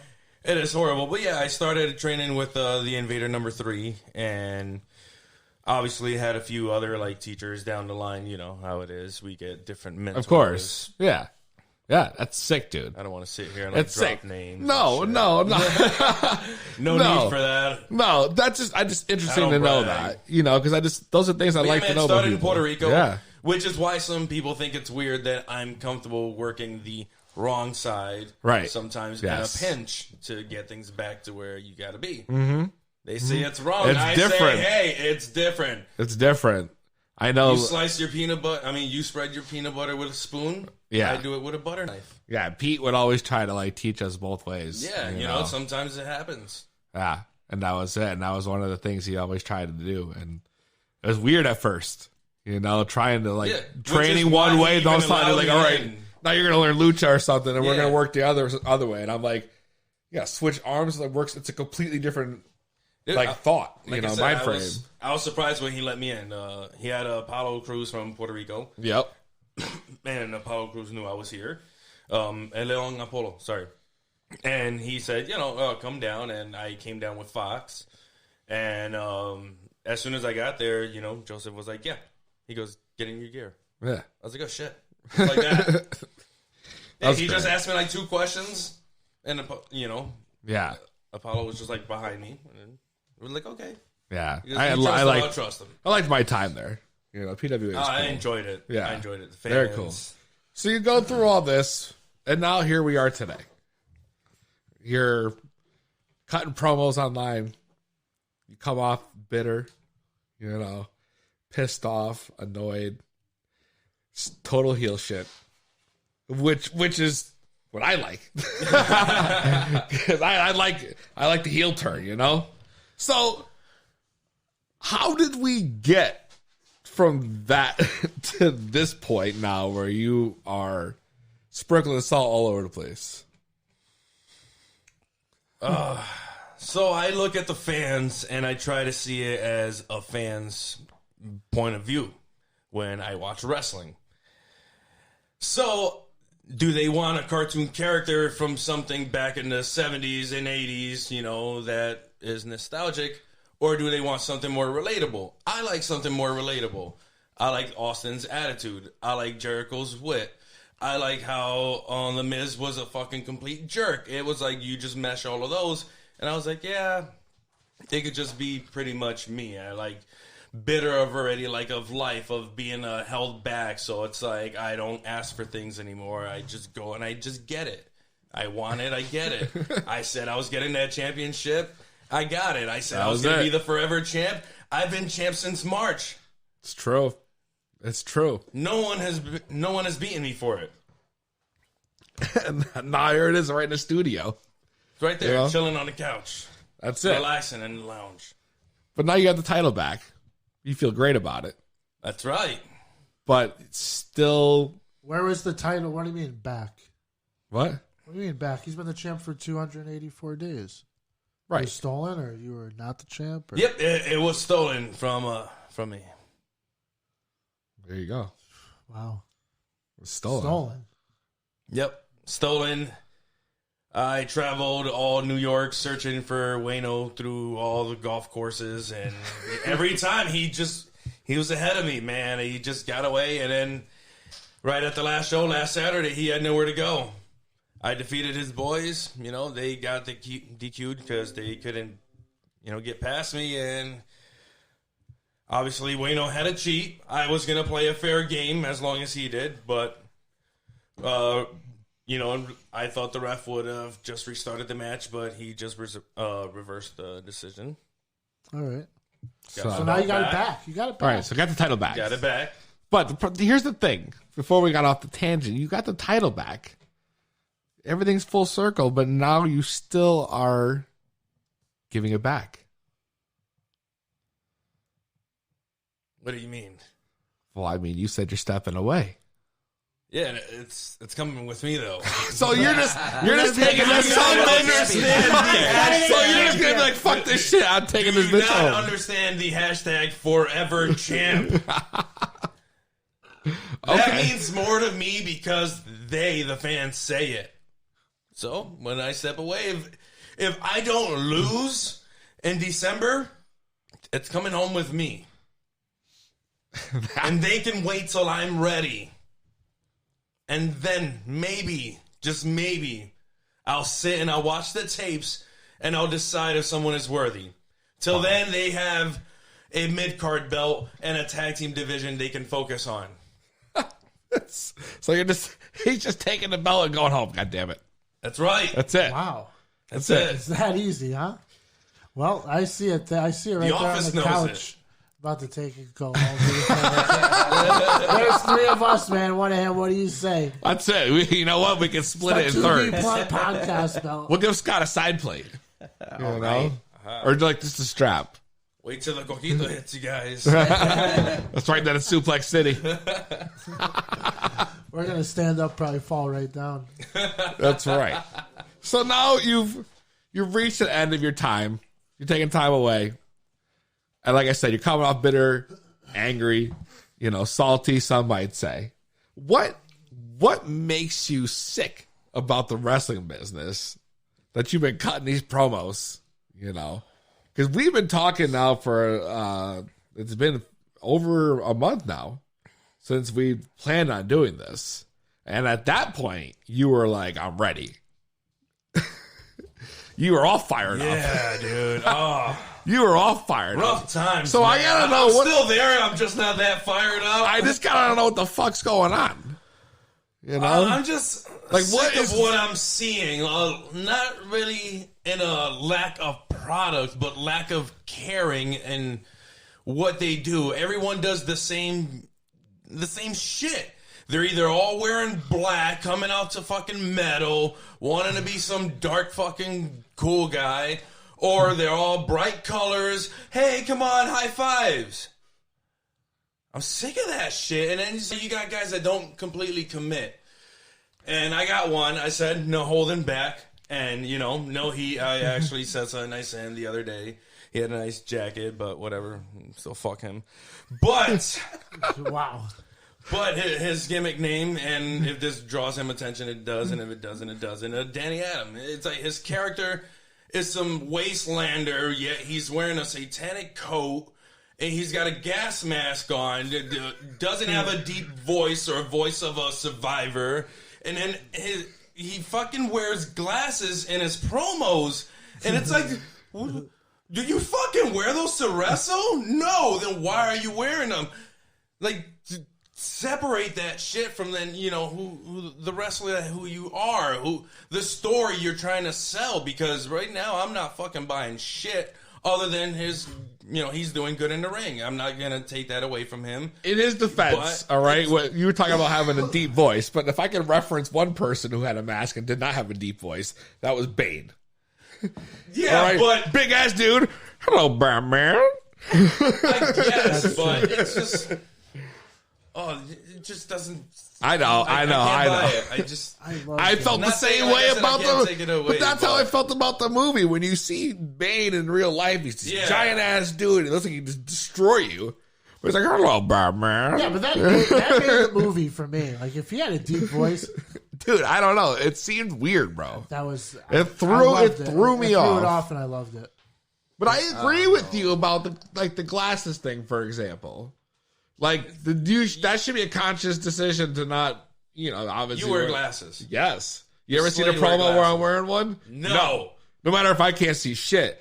And most of the time I can't. It's just like, you just gotta commit to it. Like, I'm a jerk, so I still give people shit when they come up to me and want photos and they want to buy my stuff. I yell at them. I tell them. They walk right by me. I was like, hey, you can literally wear this shirt to do whatever. You got to do laundry? Wear that shirt. You got to, go food shopping? You could wear the shirt. Go quickly to the cemetery? Boom. You need a shirt? Wear my shirt. You need something to put on the floor, when you come out taking a shower? Boom, my shirt. Just buy it. True. Absolutely. Kids want pictures. I'm like, ugh. But, you know. Yeah. At the end of the day, but you still, I'll give them the even when the cameras per se, quote unquote, stop rolling, you still, you know, as long as you're still in the venue and in front of the audience, you withhold the gimmick. Or not withhold, that's not even the right word. You actually just, you still keep, you know. No one cares. It's like as soon as their match is over, you got them sitting in the audience right there watching. It's like, what the hell are you doing? I seen like, whatever happened to just sitting in the back? Yeah, I seen guys doing that at Battlefront. Sorry, you don't got a way to watch. Yeah. Why the hell are you circling around and sitting in the audience right after you just got your ass beat or whatever? I don't agree that they should be doing that. I'm with you. I never understood that. Unless you got a merch table and you're sitting there all beat up, whatever. But no, in the audience. And then they'll go change and just walk back out there. Yeah, no one's gonna recognize them. Like, bro, you look like Superman as much as Clark Kent does, bro. Yeah, it's like, come on. I hear you. Like, have I some hear respect. you. You know? It's like, who's training these people? Although I could definitely say that I was definitely out there for like 2 seconds to see this barbed wire shit. And then I was like, nope, I can't do this. I wouldn't even, I can't watch it. Even want to I can't watch it. No. I tried. It literally took 2 seconds, bro. What? They like hit him with a board that had mouse traps on it. And I was like, I'm done. I'm fucking done. Nope. I was like, I can't do this. Bye. I can't do this. So you got the guys backstage not living the gimmick, and then you got backstage drama. You know? Oh, entitled people, bro. Yes. Whether it's like who trained them or, oh, I'm better than this guy or I'm better than that or why am I not in that position? I'm like, bro, chill. This is the promoter's story. If he just doesn't see you in that row, he doesn't see you in it. If he's got you in, you're just beginning. Take your fucking matches. Earn your shit, get your little spots, work on your shit, on your craft, not your shit. And, and then, if the crowd reacts to you in certain ways, you start doing better. You try contributing. Yeah, but that doesn't always happen. Exactly. But you got those guys that want to, walk in, oh, I'm big and bad, blah, blah, blah, I can't be defeated. Like, okay, who said that? Isn't that what Pac said to AEW? Scott. Maybe. I thought that was the whole thing. That go back to being a 1, 2, 3 kid. That's why he didn't do the original match with Hangman. Oh, I guess so. And they ended up doing it overseas because what was it? Dragon Gate. Yeah. They won't they don't want him losing the belt. And then he told the AEW he won't lose to Hangman. You're saying like people backstage, they'll be like based on who trained them, they'll think if they're better than somebody else in their head. What they've done. Oh, fuck! Jesus Christ. Jesus, sorry. Good. Yeah, I just smashed right in. We're good. Sorry, go ahead. So when you trained in Puerto Rico and then what? You moved up to the Northeast. How long did you wrestle in Puerto Rico for? I wrestled in Puerto Rico for 3.5 years. 3.5. Wow. 3.5 years. I worked up in IWA. I worked in WCW. WWC. WWC. Yeah, WWC. Well, Wrestling Council, I believe, yes. right? Yes. Yeah. That's right, man. Carlitos. And yeah. shit. I was going to say, the Colognes, right? Yeah. Yep. The fucking Sky. It's like he was there with his Rivera. I didn't know IWA was down there, though. Looking for a steak. I've never been back in the day. Now they got one back in Puerto Rico and one in Florida. Okay. Now, I've never been to Puerto Rico, but I assume you did a lot of maybe outdoor matches, no? Oh, yes, dude. It is an amazing experience, dude. Yeah. And you you can be right outside of buildings. Oh, dude, right in a flea market. Oh, yeah? Noon. Dude, and I'm guessing it's like 100 degrees. Crispy, dude. And I'm guessing that mat is like... Yeah, if horrible. you're standing too long on your back, you probably have to like get up immediately, I bet. Horrible. And, you get mad when you're working for the guys who got a black canvas because that's just holding heat. Sounds like the Scott's been in a ring before over here. He's working. But it's crazy, man. It's Puerto Rico. Man, everywhere. A black like canvas, though. That's outside. That's kind of... Yeah, man. I'm talking about, like, behind bars, outside, like, political, like, buildings where they have, like, their little rally parties. Sometimes they'll, rent out the company or whatever or buy the event, and we just come in, we do the show there. We've been in front of what we would have here called bakeries, and people are just getting drunk outside watching this shit. And every time you have a hardcore match, because that's just Puerto Rico. And the drunk fans love it. And that's just what it is. And it's always the old timers that'll do it. Yeah, of course. Yeah, and those fans are animals, man. So since I knew English, they were like, all right, we're going to play you off as an American. Right. But it was the whole, like, New Eurekan. So I was like, oh, I'm better than you. Yeah. Because I accept English. I accept the culture, blah, blah, blah. And then Right. I'd just wave around the American flag and I'd speak Of course. English. And they're like, estamos en Puerto Rico, habla español. I'd call them cucarachas, which are roaches. Oh, my God, yes. Because they Oh, don't my accept it. I God. was like, you guys want to be independent, but you can't even support yourself without food stamps. America. I love you guys. Wow. That's amazing, man. I see. That's pretty sick. Only the Scott would be bringing up the outdoor gimmicks, Oh, yeah, dude. I don't know. I think about Puerto So, Rico and I think about the lovely weather. People's, That's all I ever see. backyards. What? Oh, yeah, they'll, block parties.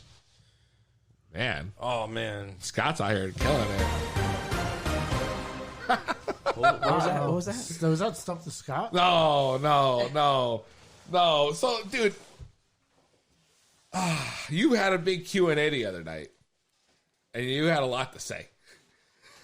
I watched the Q&A that you did last week. Yeah. That's right. And, again, you were, dude, did you see it, Frank? Yeah, I'm the one who told you about it. That's right. Shout out the podcast. Like, it's gonna be no holds barred. This gonna be the Coquito podcast. You said no holding back. No holding back, baby. You're just not asking the right questions, man. What do you mean? It must. What do you mean? You gotta. I'm not asking the right question. You gotta fire him up. You're asking the right question, Frank. I don't know, man. Do you have any legitimate beef with anyone in the wrestling business? Like any promoters or anything that you want to air your side of the story that people think, oh, HBO is a dick, but you're really not a dick, and you want to just shed light on anything. Just feel free. But Scott's got questions for days too. I wrote some stuff down. Yeah. Oh, hey, damn, he's got the list. Damn, Scott. Oh. The two. I'm not sure. All right, so it's like, let me see. Oh, no, he's clamming up. No, man, you got 12 years, whatnot, right, doing this, and everyone's always, they get jealous. Oh, someone doesn't belong in certain spots, or why am me, let's say NYCW, I never thought I would have been the first champ. I figured, I was one of the top guys, but not ego-wise, just of what I saw in the locker room. Right. And that was, I don't want to say one of the first times I started feeling uncomfortable, where I started sizing people up, where I was I wanted to watch all of these guys. And I did. And a lot of them, hyped me up. I felt good, because I was already getting to a point in life where I did want to step away from wrestling just completely. It was destroying, my life. And I figured if this is bringing down, let's say, my marriage, I'm just going to stop. And then not even 2 weeks down the line, everything's okay. I'm good to go. Whatever. I start doing it. A buddy of mine, Ronnie Rebs, who, thinks he's fucking hot shit. Love the guy. Love someone who has confidence in themselves, but there's just so much I can take where it's shut the fuck up. You ain't shit. He's very old school. He's he's all right. I wouldn't be excited about having a singles match with him whatsoever. Likes to talk shit. And it's cool. We're online. You never know how to read someone's fucking comment. You just read it. You just go by it. Oh, you're retiring. Oh, you want fucking sympathy. This is your way of trying to get fans. And I'm like, bro, shut the fuck up. Right? This was the whole thing. Oh, he goes, I'm just fucking with you, blah, blah, blah, blah. I was like, yeah, okay, why you're getting upset about it? I'm just fucking responding. You're talking to me on my fucking gimmick page. I'm going to fucking respond to you as I would. but it's my page, so I will comment the way I want. He doesn't like it, whatever. We don't really talk, see each other like down the lines, whatever. I had made the post on Facebook officially, you know, end of the year, I'm taking my fucking time off, I'm done, you know. I can't stand the people who, you know, they're just jealous of someone instead of just being happy and understanding that it's the promoter's vision. And if you're not in that vision and the fans don't give a fuck about you, then why would they want to use you? Don't cry about not having that spot if you're not creating it. Man. And then he, you know, wants to go on there, wants to talk shit. I just give him the little middle finger emoji, and then he gets all sensitive about it, goes and makes a post on Facebook and can't even fucking tag me in it. Oh, no. I'm like, bro, is it really that fucking serious? Like, what are you upset at? I just took food off, you know, I just put food on your table. I'm not on the fucking market right now. You got more fucking opportunities. What the fuck are you complaining about? So you're saying I was directed at you? Yeah. Oh, yeah. He could fucking deny it, but that shit was directed at me. He could have been man enough. You know, he wants to be man enough and post it. He wants to be the big tough guy. Can't even fucking tag me in it. It's like, bro, you're really that fucking upset?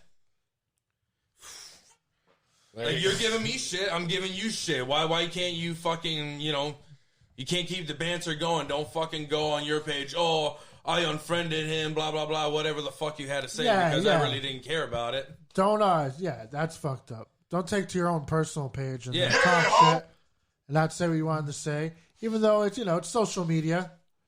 Everyone likes to move their fingers, start typing away. Twitter fingers? It's bullshit. Yeah, it's like, bro, just tag me. Peezy knows about that. You know, he's got heat on Facebook. Like, bro, I'm off the market. That's more shit for you right there. That should be you sliding your foot in the door. Yeah, you should be getting hungry, but, I mean... You want it or you fucking want it? I don't know who this guy is. So I can't... What'd you say his name was? Ronnie? Yeah. Yeah, you've seen him at shows before. What's his name? Ronnie Ribs. Maybe if I seen him, I would know. He just needs to be a bit more humble. Well, it's like people always ask me, it's like, dude, I'm just come in, I do what the fuck I'm told, get my envelope, chill with the boys, Batman, drive back home, back to my real life. That's it. That's it. That's it. Least favorite promoter. Oh, Dan Gore, like Battlefront, man. Oh, no. Dude, it's like, I kind of like the guy, but as a promoter, man, it's just, I just can't, man. He likes to change shit the last minute. It makes no fucking sense. It's just, it's like, well, what the fuck is going on? Wow. Last time I was at Battlefront on Saturday, I found a little card of yours. 4 days. Had your picture on it. It was like a little card, bro. And it had you in your pose. And it was like high voltage. Like a baseball card? Oh, shit. It was sitting behind the TV. What the fuck is this? It's fucking this, dude. Has the guy's booking number on it? It's got your booking number on it? Yo, what edition is that shit? I wish I kept it. I think that was first. You should have fucking kept it. I don't think I got anything on me. Damn. You missed out. It was the fucking first edition. I put it back so I made sure you felt like you were in the locker room. Yeah, there you Even though I know you didn't want to be there. Apparently not. Least favorite promoter. No, I would never would have guessed that. I'd put myself up for that one. Damn. So who's the favorite promoter then in this case? Damn. It's easy to remember the bad ones, right? Yeah, man. It's like shit. There's like two, but it's like I can't really pick because it's like they've both given me the same thing. They've given me the freedom that I would want with my character to go which way I feel the crowd is going with me. Well, if you got two, you know. It could be a tie. We got room for two. Scott always gives two answers when he doesn't know the answer. True. Well, it has to be Scott Fellows from TIW, Truly Independent Wrestling from Pittsfield, Massachusetts. Of course. I know. I've heard of them before. The unknown owner of NYCW, who, asked me what did I want. And I'm like, I'm just going to go out there and do what I do and see how they feel about me. And then that's how I'll react to them. Wow. I'm all about giving them what they want, whether they like or they hate me. They're still chanting my name. So you're the people's champ. He is. He's the people. He's a champion for the people. The people's forever champ. That's right. Well, we'll see if he walks out of here tonight with it, guys. Oh, no. Why? You got to get the pin, bro? Man. So that was promoters, but as far as workers, who is, I'm going to go with favorite first this time. Who is your favorite person to work with? Where? Anywhere. In your entire career. That's also two. If it's easier to do the least favorite first, you can do that one. It's like two just because one reminds me of the other. So in Puerto Rico, I had my cousin who, after a while, me, going down the line, just pretty much being a stale wrestler, picked me up and we were talking and ended up finding out that we were, like second or third cousins, whatever. And, he took me under his wing and got me into more of a lucha style and more of a cruiserweight wrestling, which is what they like in Puerto Rico. Right. With some strong style. And out here, it's been like with Fox, because Fox always has a whole bunch of ideas, and he's always like all over the place. So sometimes it's also like, shut the fuck up, like calm down, because now you already lost me, because you're over here, but now you're over there. And it's like, it's fun because it's like you never know. But it's like I know him well enough that TIW, we have a match this Saturday, and I'm excited about it. Whether win or lose, I'm excited about it because I know it's going to be a well put together like match, right? Like from beginning to end. Yeah. It's like very little I get excited about matches nowadays. Damn, you're at that point now. It's not go big or go home. It's I'm going home, so go big. I don't know how long it'll be. It could be a month, 2, 3, 4 months, 5. Maybe I won't be back for a couple years. Who knows? No one knows. Well, now that we got your favorite, though, who's your least favorite?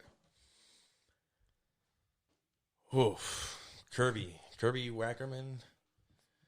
Great guy, Never but heard of him. Kirby Wackerman. It's not Ronnie? It's not Ronnie? No? No. I'd rather wrestle Ronnie than wrestle Kirby. I had to wrestle him in a main event match, and guy could barely put together a popcorn match. I mean, his name's Kirby. Yeah, no, so, Ronnie at least could work.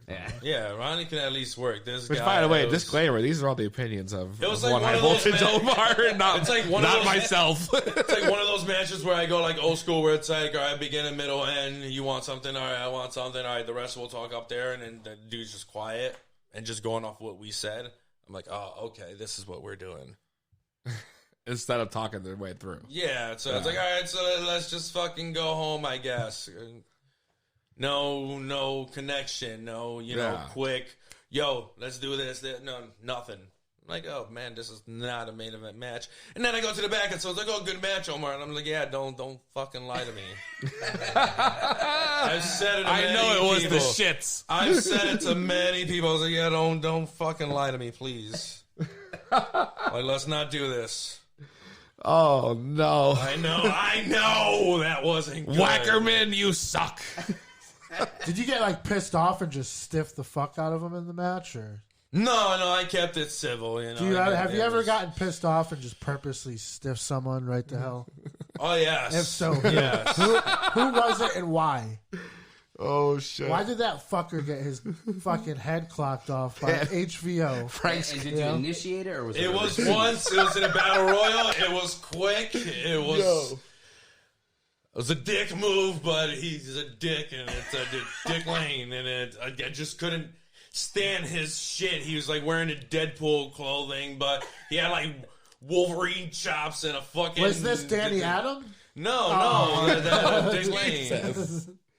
Come on, Dick Lane. I don't know. You said his name. He like Dick Lane. He had like the Deadpool like jumpsuit, and he had the Wolverine chops, but he had like a headband and. I was like, what the fuck is going on? And so he just got a quick forearm, bam, and I just kept working around. I was like, all right, I'm good now.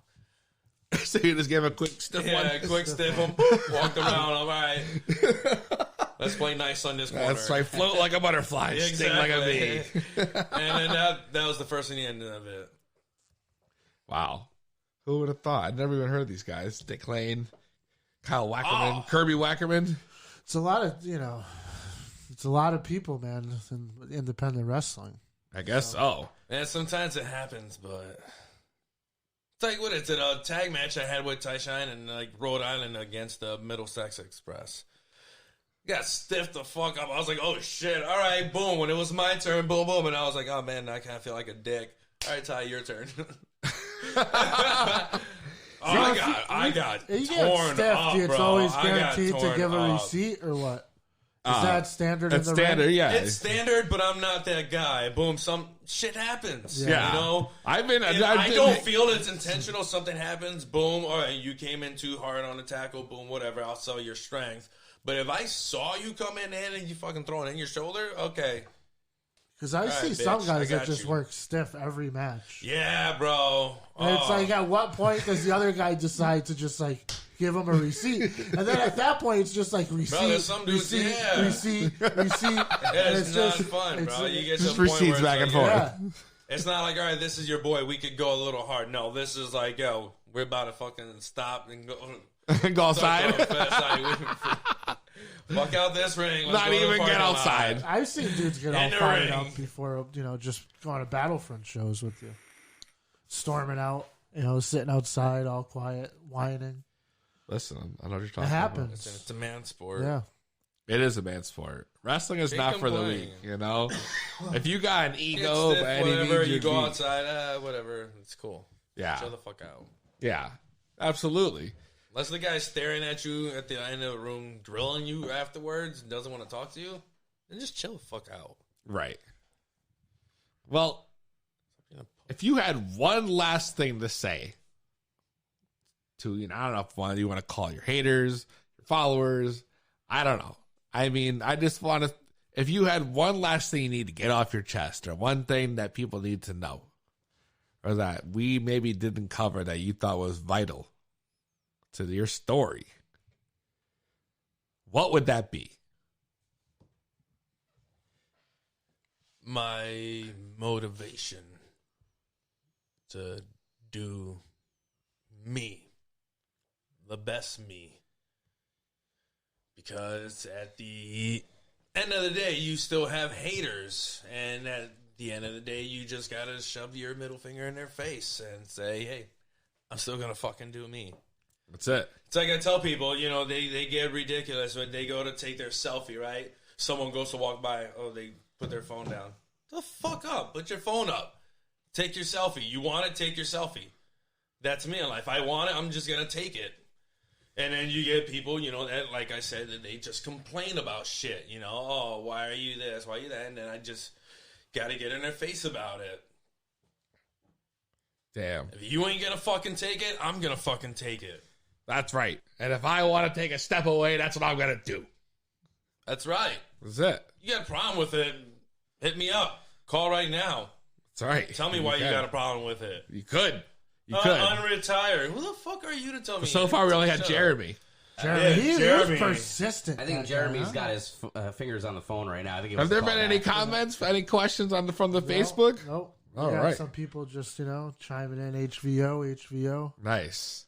Oh, nice. That's because they know I live in a 3-foot radius. If it doesn't affect my life, I don't give a fuck about it. Yeah. It ain't paying my bills. It ain't keeping me fed. Yeah, some people don't. Some people don't separate the wrestling life. Right. Yeah.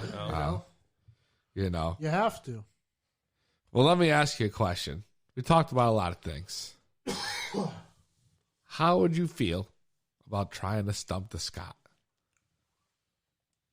Well, I got one as a joke one because it's an obvious one, but everyone should be able to figure it out. Guys think we should play a little Stump the Scott? I got some questions. Hopefully I get it. I don't know. My track record's not that great. Do you have any questions, Peezy? I don't know. We'll find out. So we're going to play Stump the Scott. He's the smartest. You don't have any brains. I'm from Hollywood. I have the brains. He's unstoppable. Nobody in the whole world can beat me one-on-one right now. It's the hottest game show around. It's Stump the Scott. And now, your host, Bud Griffin. That's right. We're back for another edition of Stump the Scott. In studio, we have special guest, High Voltage Omar. I'm Bud Griffin, and we're going to play Stump the Scott right here. So coming up first with question number 1, we're going to give it to our special guest. He is the most electrifying man in sports entertainment. He is High Voltage Omar. Thank you for having me here today. All right, my first question is, what is the only title that the WWE lets Kofi Kingston hold for more than a few short months? Scott, 30 seconds on the clock. Your time starts now. I mean, you have the decipher, I guess, a few short months. But anyway, Bud, it's good to see you. Thank you, Scott. High Voltage Omar, glad you could be here today. Frank Knox, always a pleasure. Always. So, I mean, it was more than a few months because he won it this year at WrestleMania. So I'm just going to say the WWE Championship. I mean, he held it from April 7th to October 4th of this year, 2019. That's a few months. That's like more than almost 6. Almost 6. It's almost 6 months. Is he correct? That wasn't where I was going with it, but I would think the tag. I was going with the tag team titles.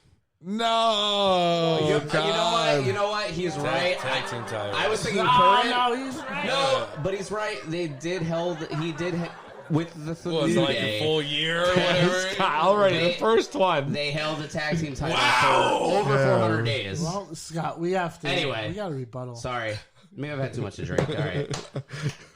This has happened every We talk about this all the time. This guy, I think he gets contact time. I think what happens is this Scott claims to be the smartest and then drinks out of the tree houses, and it clearly is not the smartest.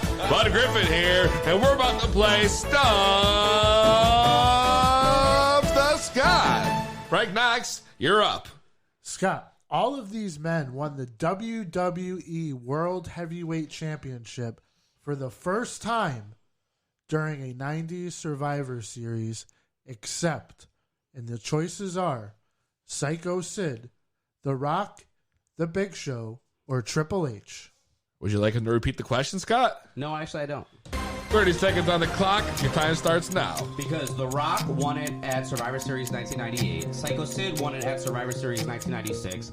Big Show won it at Survivor Series 1999. So the correct answer would be Triple H, who won it on a Raw the night after SummerSlam 1999. Wow! The Scott answered the whole question with details. He's correct! I know, extra credit, right? Come on. The Scott, you've done it. You finally finished the question in less than 30 seconds with the right answer today. All right.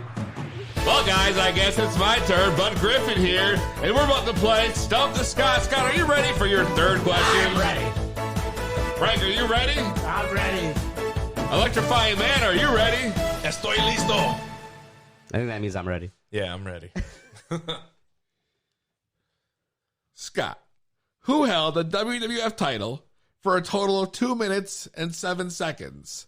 I repeat, who held the WWF title for a total of 2 minutes and 7 seconds? Your options are Bret Hart, Kane, Hulk Hogan, and Yokozuna. 30 seconds on the clock. Your time starts now. So before you said those choices, he was screwed. Yokozuna first came to my head. I was thinking WrestleMania 9 when he beat Bret Hart and then lost it to Hulk Hogan. You said Hogan was a choice. I don't remember him having that short of a reign. The other two names, I don't even remember what you said. So I'm just gonna stick with Yokozuna because that was my gut before you did multiple choices. So I'm gonna say Yokozuna. Final answer. Well, Scott is right again. He is now 2 correct and 1 incorrect answer. High Voltage, do you have another question for the Scott? Yeah, but it's not as in detailed. That's all right. Bring it on. The Scott says to bring it on. Let's find out if High Voltage Omar can do the impossible and stump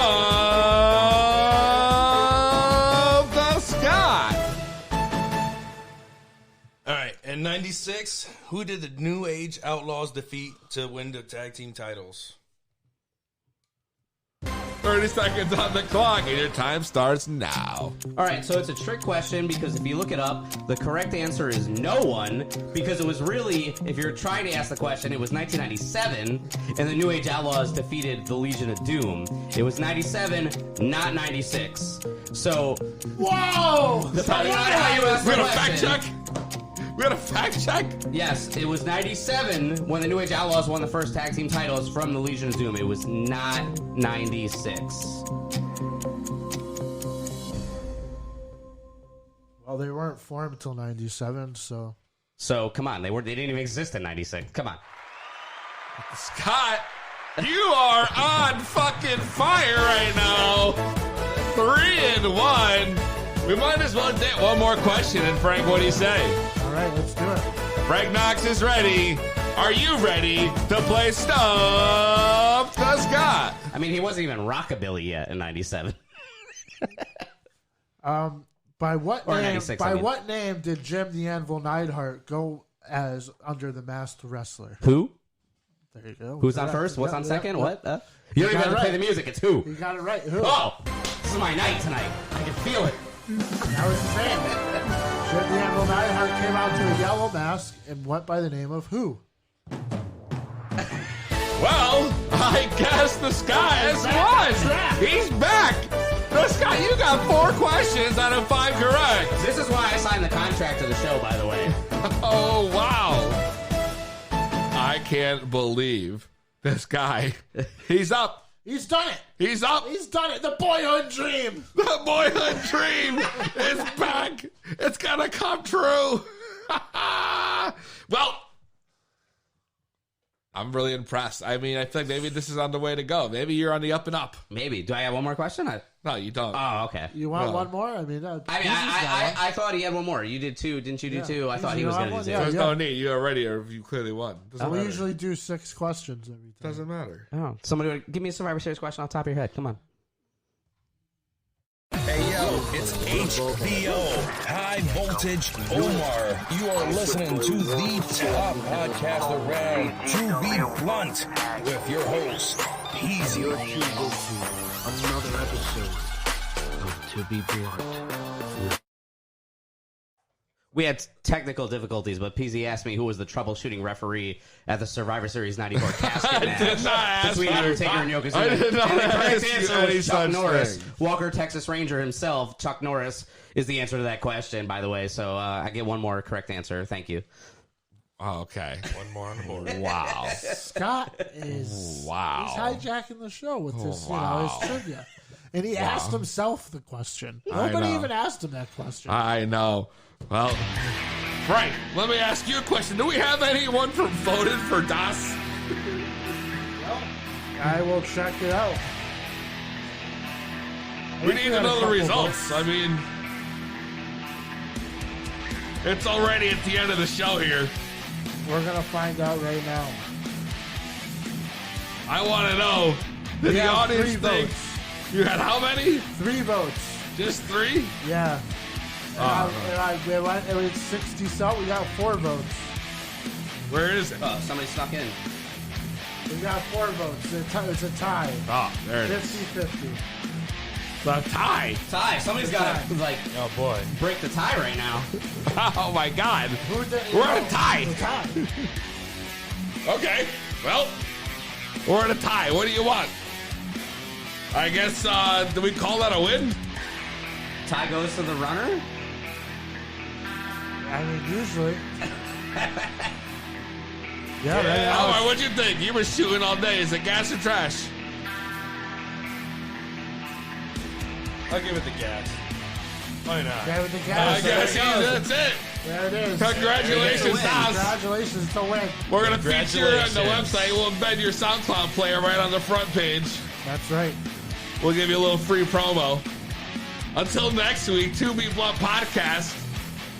Make sure you review and subscribe to our podcast.